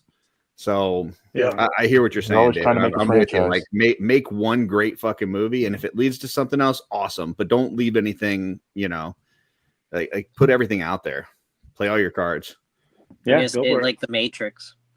They started with one movie, and then they tried. They added on, and then they made dog shit ones after that. Yeah, for sure. Yeah. But that's all right, because you already made one great one, and so you got people to come back for a second one. And then after the second one was shit, they were like, well, they definitely can't do 2 shit ones in a row. So they came back for the third one, and then that one was shit. And then many years went by, and they were like, well, they've learned from their mistakes. They're not going to put out a fourth one that's shit. And then they put out a fourth one that's shit. So but they got you because they hooked you on the first one. They're, I can give you 2 more examples of that. Think of the Avatar movie. Mm-hmm. That movie was crap. I mean, it's almost unwatchable. And then Aragon. I mean, did anybody even see that movie? Those are fantastic books. Once. So. And that movie was trash. Yeah. And they made them with the intent of making multiple movies. And that first movie was just absolute garbage.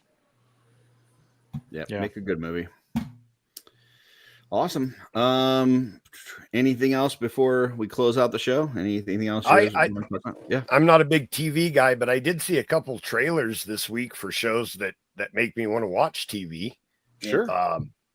The Lego Star Wars series that's coming out on Disney Plus actually looks really good. I'll check that out. There's a lot of Lego Star Wars stuff already on Disney Plus that's fun to watch. This one that they're doing the cornerstone brick or whatever. Somebody gets the main character kid gets the cornerstone brick, and it changes the whole Star Wars universe. I know they showed Rey and Jar Jar Binks as like Sith, like Dark Jedi. It's the Switch. It's the Switch movie. Yeah, they came out with the toys last year, but now the series is finally coming out. Right, and I watched the trailer. It looks really good, like really good, like probably the best Star Wars trailer I've seen in a while. And it's Lego. Like they mix X-wings with TIE fighters and all this. Start a war, but that Andor trailer. You haven't watched it yet, Trevor. Check it out, man. You might agree with me. Trevor, no. I like Star Wars Lego. I like Star Wars Lego. Yeah, I like some of those. Yeah. And then the other one that I saw was they're doing an Electric Mayhem Muppets series. Really? Whoa. No idea. They did the movie last year. That's cool. and it looks. Explain what you mean, because the I didn't understand any of those words that you put together in that way. You know okay, you know the character from Muppets, Animal. Yes. Okay, most people know Animal, right? He was in a Right. band. Yep. The band was called, I think, Dr. T and the Electric Mayhem. Yep. Okay. And I guess the point of the series is that they're a famous band, but they've never actually done an album. Okay. And this series is going to be about them trying to get the band together to record an album. And the trailer was hilarious. I actually laughed out loud a couple times. That's interesting because they did a movie like a year or two ago. That was Did they? I didn't even hear about that. I don't either. I just saw that trailer this week, and it looked really cool. really funny. So I'd love some like classic Muppet stuff where it was like the Muppet Show humor, that little bit of adult humor, not dirty or anything, but just like that little bit of adult humor. No, it was smart. It was a good show. Yeah, it was great. I could see you playing one of the two guys in the balcony. Who are you saying Talking that to to, me? Curtis? To Trevor. That's It's funny. I'm definitely gonna have to feed that to the PGG guys. Tomax and Draymond up in the balcony making fun of everybody. Yeah, Trevor and Nate up in the balcony, fucking just throwing down little sarcastic, little things at people. Could you not? Everybody else gets cool shit on that show, Dub looks cool, and I might have to draw something. I get you're fucking old, man. I might have to draw that up, Curtis. Yeah, Jeff, Legend Daddy, he's dancing around. I mean, I don't know that that's what you would have traded for, Trevor. Dude, they want to aim a little bit higher. Yeah. The best thing that's come out of PGG is that shot of Jesse doing that little shimmy dance. They always show. I love that. Every time I see it, I just die. In the basement, the chimney dance. It's just the little dance they have him do on. Yeah. All right. I look like a victim of Hannibal Lecter, and yeah, Jeff Ray. I saw another teaser for Alien Earth, which is the new Xenomorph series coming out, and they said in the teaser it's a ship that's falling onto Earth, and it's going to land in Austin, Texas. So Xenomorphs in Austin, Texas. So the Xenomorphs aren't going to last very long. Yeah, they ain't got a chance. It's like the worst place to crash. If the Cowboys don't get them, the Tigers gun capital of the world. Are they going there because the taxes are lower there? Is that why the Xenomorphs are all moving to Texas? No state. Well, they're all going to get measles, and they're all going to die. So they're gonna build a wall like over Texas to keep them out. Concrete dome. And make the Xenomorphs pay for it. So. They're going to send all the Xenomorphs back to California. Jesus. If that offends anyone, I apologize. Just trying to be. It's off-world. You do what you want, Joe. You do what That's you true. want. Yeah, it's like cursing in the woods. Nobody hears it. Did you hear what they said on Off-World? No, nobody did. No, of course I didn't. I heard the next Predator movie, who it's going to be directed by the same guy who did Prey, is going to be from the perspective of the Predator. Mm-hmm. Is it a follow the Predator? It looks like it's going to be theatrical movie Badlands. or like a streaming movie. I don't know. Actually, I don't know. I don't know if it's going to be released. They should release it. I mean, I think it will be a Hulu movie. Yeah, I hope so. Prey was top, great, man. Top notch, man. I've been trying to find out everything I can about that because I did enjoy Prey so much. Yeah, and everything I've read, it looks like it's going to be called Badlands, and it might actually take place during like World War I. That would be cool. Yeah, I've seen like a teaser or something like that, like a picture of him in World War I time. Yeah, that was a while back, but I don't even know if that was even remotely legit. But yeah, that's what I've been hearing in the rumor mill for that. Nice. That'd be sweet. Mm-hmm. If he's hunting like Germans and stuff. Dude, I'll take Predator and Alien movies forever. Like, as long as they're not in the same movie. Hey, generally, but well done. If you do it well, if you do it well, if you do it well, it's great. Yeah. But that's the thing is that Alien versus Predator 2 gave birth to the actual best Predator. Mhm. Like the Wolf Predator, the Fair cleanup enough. Predator, he was fucking awesome. Mhm. That movie just kind of sucked, you know? Yeah. Mm. And There the was fight an scene old- sucked. It was like watching Transformers. You couldn't tell who was Yeah, fighting they were who. dark. They were dark. You couldn't tell who was fighting who. Yeah. There was an old Aliens Is that the versus Predators? Predator video game that I absolutely loved. That Video I game. thought Dude, that would game was make awesome, a yeah. great. Yeah, that it's like a space station or something, and the alien or the Predator. There's just one Predator, and he's there to hunt the aliens, and they get out of control, and the Predator has to team up with the human Marines just so that they can survive because the aliens go. It was like a side-scrolling action game. NECA but made like, those figures. yeah, Yeah, and I think those the are awesome. plot of that would fit like great for a movie. Like the Predator and the humans don't want to work together, but they have to survive against the overabundance of aliens. I think that's an amazing premise for a game or a movie. I mean, Absolutely. sorry.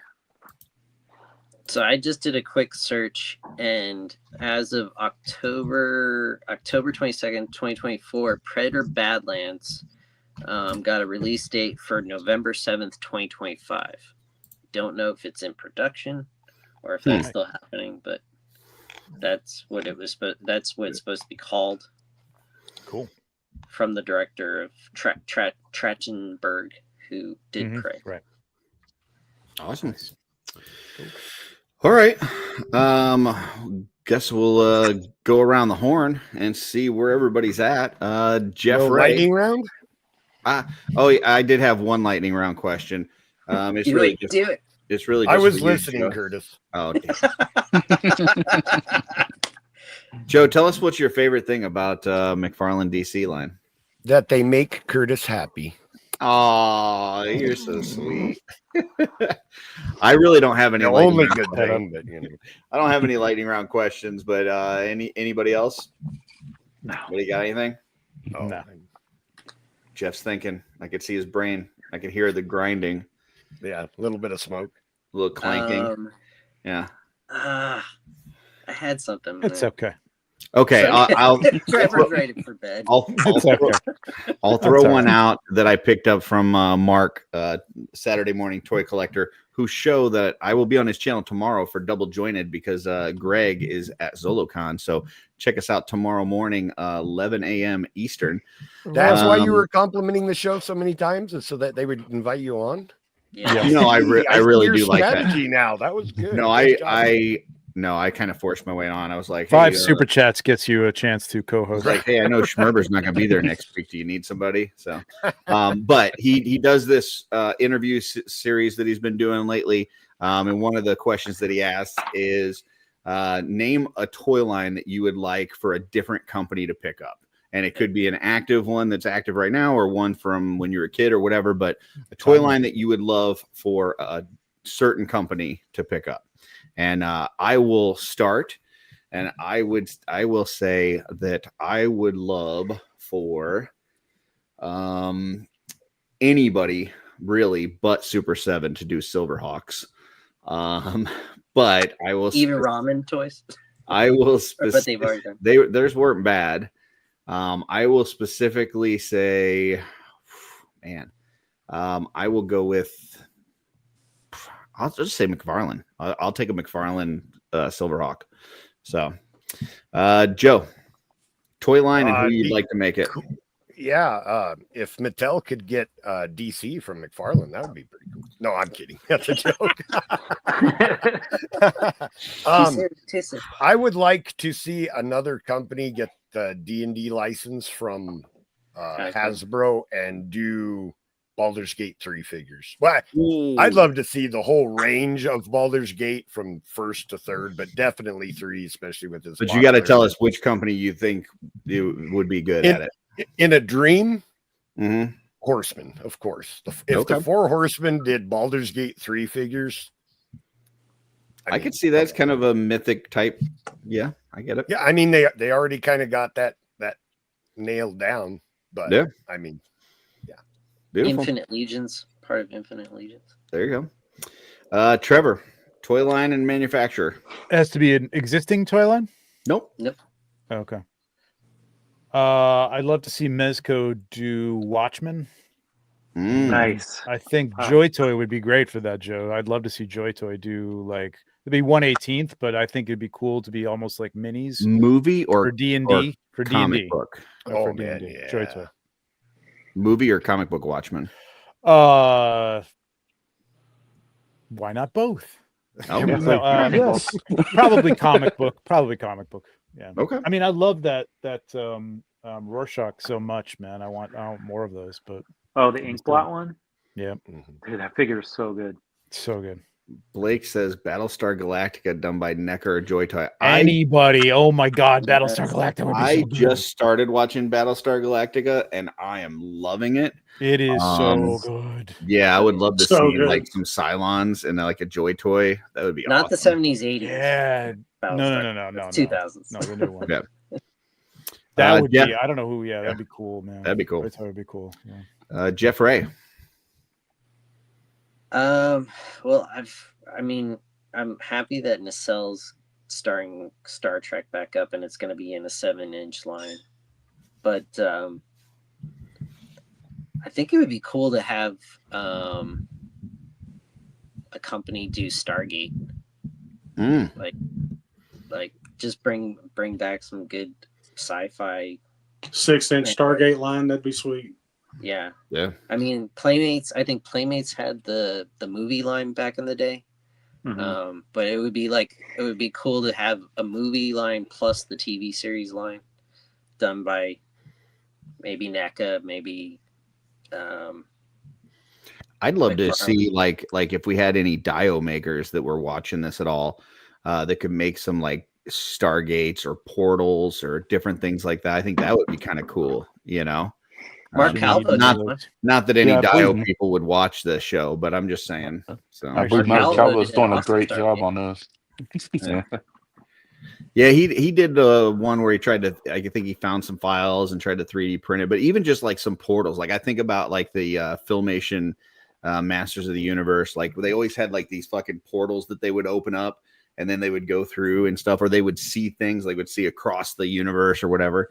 Like just shit like that would be cool for. What about like a portal seeing table like thing, like where you can The Guardian of Forever. from Yeah, Star all right. Trek. Go to Mesquite-Con. There'll be one on there. There you go. That'd be cool. Keep popping. David, NECA Toy did a Line and portal, Company. found a teleportal. I want a Berserk toy line, and I want Jada to do it. And I think it would be the coolest, most successful Jada toy line ever. I need to see that series still, but I can't find it anywhere like streaming for It's on free. Netflix. Is It's it? or no, it's on Crunchyroll now. I think it got Crunchyroll. moved. Yeah, Crunchyroll. I don't know. Is it what the fuck that SHF is. or Meg? Sounds like you just talked about a serial. What are we talking about? Crunchyroll is It's anime an streaming anime service. streaming. Oh, But yeah, okay. Berserk. I mean, Also sushi. I think Berserk. Oh wait, it's on YouTube. You can just watch it on YouTube. Really? The whole. I'll send it to you tonight. Okay.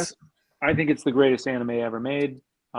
It's the reason I can't watch modern anime is because just nothing holds a candle to like medieval brutal anime. Like it's crazy. And we still have never gotten a decent figure from it. Like I thought everybody told me you had to read that. no, you just No? watch the Okay. 1997 movies. Okay. It's a series. And then part 2 was on HBO. I'm sure it's on YouTube as well. It's a really deep read, but the essence of it is animated start to finish up until he becomes I can't give anything away, you know? Okay, cool. Like and then season 2 is a different same character further on his adventure. So Awesome. but I think that would be a killer toy line, man. Dusty, Toy Line and Company. Oh, I'd like to see Joy Toy because everything they touch seems to turn to gold.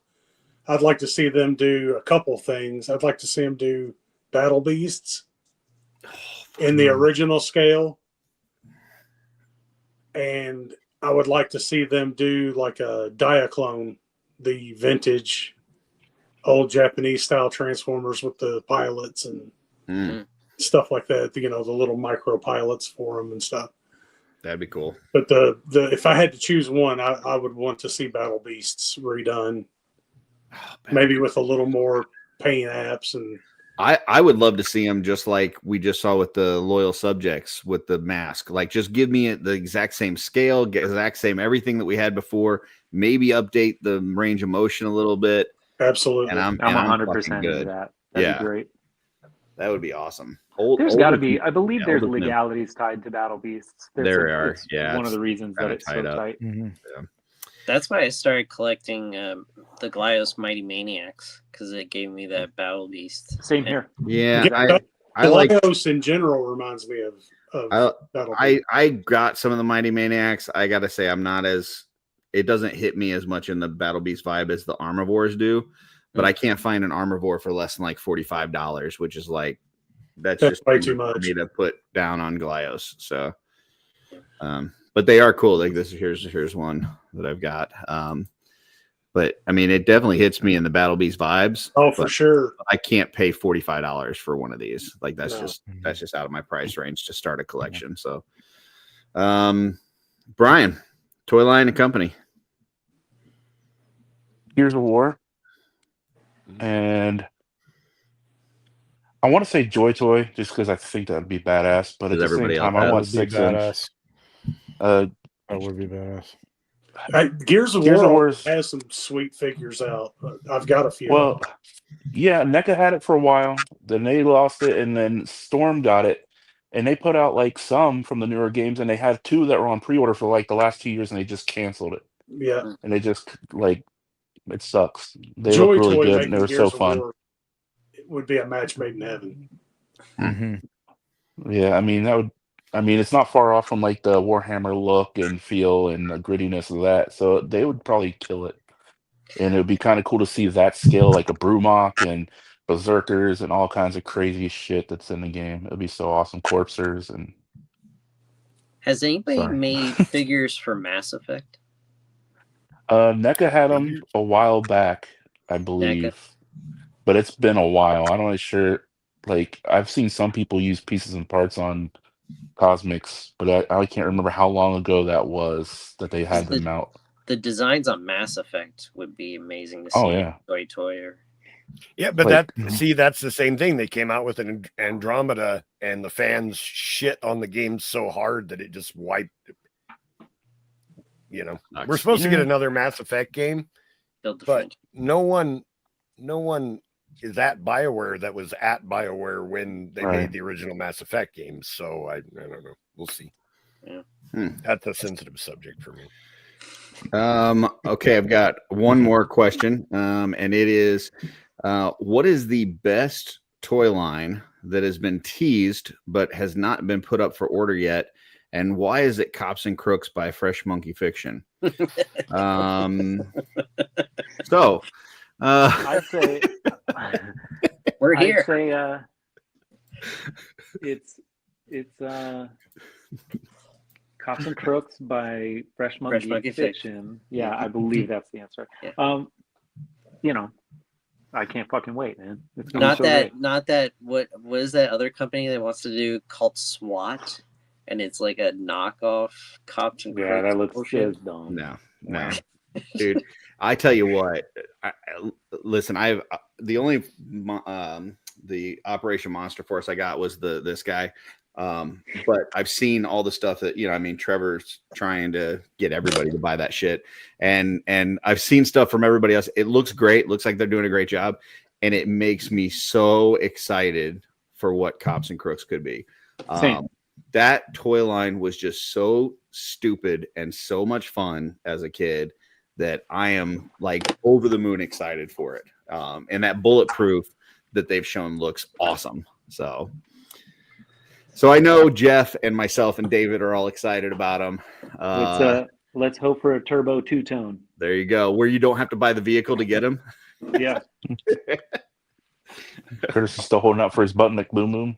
Yeah, exactly. Oh, he'll be in wave 1 or 2. Yeah, he'll be out there. But for the rest, how could he not be? For the rest of you guys, we'll go Joe next. Any toy line that's been announced but has not been out for order yet that you're excited for? The Legions, the cross Infinite. Jeff just The said Infinite Legions. Yeah, Infinite Legions. Infinite Legions. That's my 'Cause second. I only collect Horseman stuff. So Yeah, I should I'm have. not really excited for anything else. Yeah, I should have banned everything Horseman. Trevor.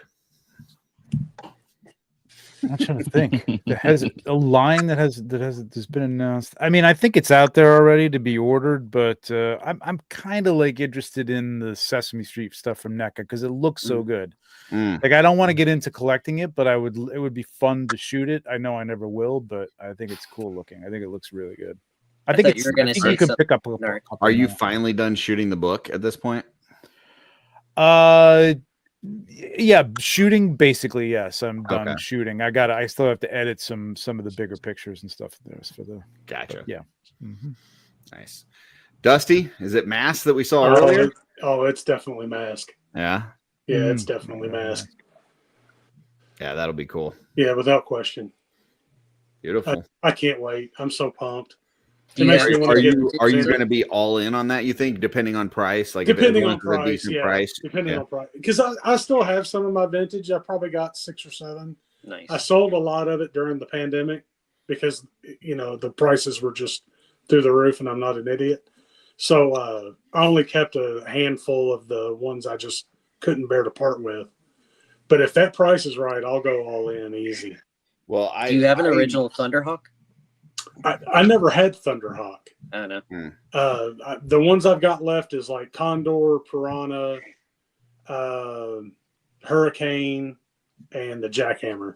Mm-hmm. I kept those.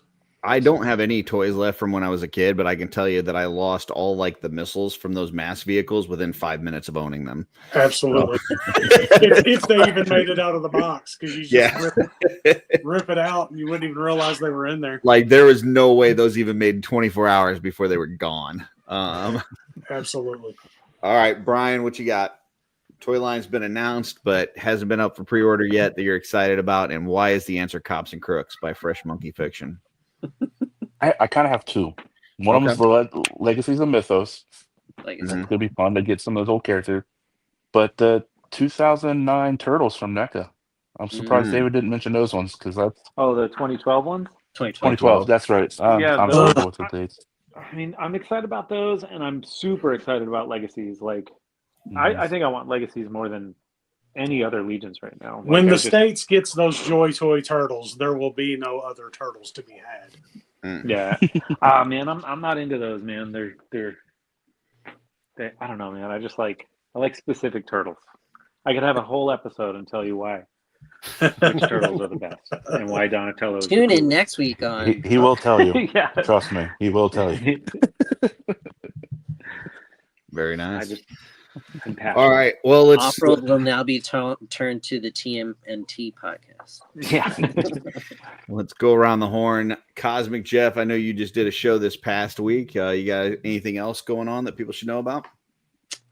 So yeah, Cosmic Contact is off this coming week, but not this weekend, but the next weekend we are starting a new podcast fan show on Saturday Morning Toy Collector called The Tribe. And it's a good group of guys banding together to talk about their fandom on Animal Warriors of the Kingdom. And Very cool. I'm a founding member of that podcast. Beautiful. Nice. Joe Gonzalez, what you got for us? I'll be on Oz's Clubhouse tomorrow, and I think that's it. We did have a new Legion's Quest this past week that should be up there for you folks. It was an interesting one that saw the team bonding a lot. Curtis making friends like usual. Yeah. So check that out. That's a lot of fun. I will be on Double Jointed tomorrow morning. I think we've got a live from Zolocon PGG tomorrow night. And then Shooting the Shelf on Sunday, we will have a surprise guest, multiple surprise guests, somebody from Zolocon that Jesse's bringing with him, but I don't know who. So, FYI. Maybe he's got a girlfriend. Maybe. Dusty, where can people find you? Come see Curtis. Come see Carver Con himself, Carver Customs. Come see Angie and myself at Mesquite Con. My favorite show of the year. Really looking forward to it. Looking forward to seeing everybody there and maybe sell a coloring book this year. I tried last year and wasn't able to sell any, but I'm going to try a little harder this year. Might be a good time to have a meeting of the, our wives are more popular than us. Oh, for sure. Group. Yeah. For sure. Yeah. We'll order the fish and chips again. Yeah. That's how it went last year. What are you guys looking forward to at the Mythic Meetup? Man, I don't know. A good time. It'll be a good time, but Jeremy will have some sort of announcement for us or something. Like last year, they announced the book. It was the first time that we had heard about the photo book. I'm not sure what we're gonna get, and it will be in kind of the middle of that dragon campaign. So I don't know. I don't know. Pete does a great job of making it an experience. Him and Travis and all guys, they make it. It's the best Mythic meetup so far. Well, and Cornboy will be back because Cornboy couldn't make it last year. He was there 2 years ago, but he didn't make it last year. He hasn't confirmed that he's going to be there this year. I'm pretty sure. Right now, it's. I hope he is. Yeah, there are some other folks that wanted to go, and my understanding is they told him no, that's already on lockdown. Like Jeremy, Jim, and Cornboy got those spots. So thanks, but no thanks. Yeah. Coming for that pretzel bar. Blast at Mesquite. Oh, yeah, the pretzel bar. Yep. Forgot about that. PCF coming back, right? The best thing about Mesquite Con is it's like Legion's Con without the chaos. Yeah. It's like Legion's Con without Jeremy scheduling every minute of your day, so you don't know when you're going to go to the bathroom. Exactly. Yeah, I'm really looking forward to that. And I want to take an opportunity, if you don't mind, Curtis, to sure, have at it. Apologize to the Legion's ladies. Angie and myself were scheduled to be on there last night. Angie had a death in the family. We spent all day today at a funeral home. So we didn't get to do the show last night. So just apologize to them on her behalf. She would have loved to have done that. And I mean, I'm just looking forward to Mesquite Con. Well, a few things. First off, sorry for your loss. Number two, I'm sure you don't need to apologize to them. Number three, nobody fucking watches the show. So, just so we cover all the bases. I just want to make sure all that's out there. Now we got to clip that and send it to somebody. But it's like you just went behind your house and said, I apologize. Oh, this time. You like a fucking raccoon for draining the trash. Okay. I'm just not sure that it fully counts. Squirrel, I'm very sorry that we couldn't make it. That whole story was a lie, just so Curtis could hit that joke. Gotcha. Trevor, I know you just did a 1 6-pack this past week, right? Or this? Yeah, we did 1 6-pack. We brought it back. I still have to get Toy Photo Bomb back online. It'll happen soon. I really wish I could show you guys this legendary thing that's going to be at Zolocon tomorrow. So we'll know in the morning. It's right here. It's literally right. I mean, they're announcing it tomorrow. Show, Trevor. Let's see it. All right, let's end the show and he'll show us offline. No, I won't. Stop it. Are they going to announce it tomorrow, Trevor? I would assume everybody's going to know what it is tomorrow. So my understanding is that it'll be at the table tomorrow, whatever it is. So yes. Yeah. So you should see it. I don't know what time their doors open. Do you know, Jeff, what time they open tomorrow? 8. I think early. It's like 8 or 9. Okay, so we should know pretty early. Yeah. Is this going to be big news, Trevor? Like, going to get the whole club excited? Good enough. Good enough. That means I don't have to get up early and. I don't know, man. It could be. I Terrence love says it, 8:30 tomorrow. So that sounds like I'm going to be sending some people some money in the morning tomorrow. Yeah. I mean, I was expecting just to pick up the Headhunter or whatever. Headhunter. Yeah, Headhunter. But, so I'll be there Sunday. I won't be there tomorrow. I'm going to see Lord of the Rings in concert tomorrow, and Van, if you're watching, hook a brother up. Do you know? And if you can't share this, then I get it.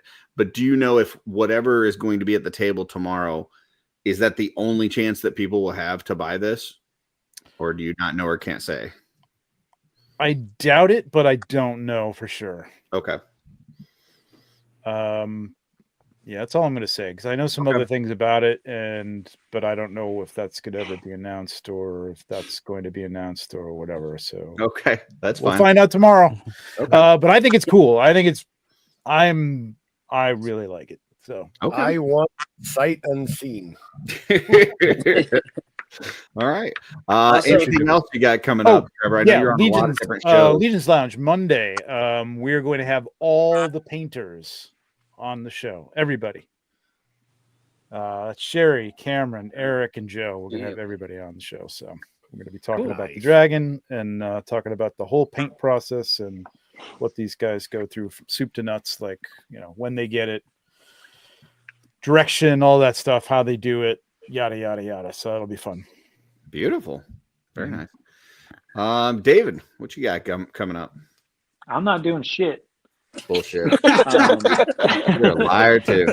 No, I'm actually I don't. He's working on projects that you can't talk about. No, Spaceballs the project. I ain't doing shit. No, I truly am not working on anything that I can't talk about or anything. I am inspired lately. I would like to continue the old Cabal creations. So I'm gonna just start drawing some Legion stuff and posting it because I think it'd be fun. And I don't think there's. I think I'll do that with you, Dave.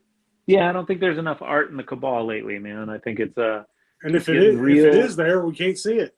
Yeah, it's getting real. You know what? It would be cool to have both of you guys on how they do that. Just talking about your drawings. That would be neat. Sure, I'm down. Yeah, I need to get you and Dusty both on. But yeah, so I'm kind of gonna try and start a new Cabal Creations buzz. Just because I kind of need the inspiration, like I draw every day for work, and I'm starting to fucking hate my job. Trevor's wife just turned the lights off on him. Yeah, they go off. Yeah, I got really burned out. I drew 75 drawings, just mythic related or cosmic related, within 2 years. Yeah, and I burned myself out pretty hard. I just haven't had enough of a chance to draw toy stuff. I think work's been really busy, like tattooing's been really busy, and I miss it. I haven't had a chance to customize too much. But I let myself kind of like do nothing, and I was like, this is pretty rad. I can just sleep in and fuck around, but I need to get back into it. So that's what the Have you ever tried maybe doing it with your right hand? You might be more efficient. Maybe you can get more done. We could see. I could start a Cabal Creations wrong-handed art contest. That'd be fun, man. Draw something with your wrong-handed opposite hand. That'd be cool. Trevor, we draw should stuff with the right hand. Yeah. Trevor, we should really talk about doing the coloring contest that you mentioned once or twice. Yeah, that'd be cool. That'd bring some people back. That'd be posting some stuff up on the Cabal. Then that'd be cool. Yeah, that'd get the Cabal creations back in the maybe. mix. Let me see. God, if I have enough time to get this together, let me think about it because it would be a good tie-in with like the painters. But yeah, Cool. I mean, we could do it anytime. So yeah. Anyway, we'll talk. Awesome. Brian, what you got? Legion's chat in about 10 minutes. And then how they do that with you on Monday. Yep. And I believe my New Mythics comes out on the 18th, maybe. Very nice. And then MesquiteCon. That's pretty much MesquiteCon. Right. How can you not say that and not hear Jeremy all those singing? fun things, but not Trevor, because Trevor doesn't care about joining us. Yeah, no, I do. I would love to, but I'm going to so many freaking cons this year. It's not even funny. Yeah, but there's only one with me, Trevor. That's right. No, there's two with you, and I'll be at the other one. Yeah, the other one doesn't count. Everybody goes to that one. Well, if you should have, That one's required. I would feel like you just did it for me, though. It made me feel special. So come to Toylanta. Toylana's gonna be good too. I'll see Trevor at 2 cons this year. Very nice. Yeah, at least. Well, guys, I appreciated a good conversation. Talked dragons, talked DC, talked licenses, movies, all that kind of stuff. Go support these folks. Check them out on Instagram. Support them on Facebook when they post. Go see them at conventions. They're all great guys. Joe has a great mustache. We kicked tires. We lighted fires. And we are out. See you guys.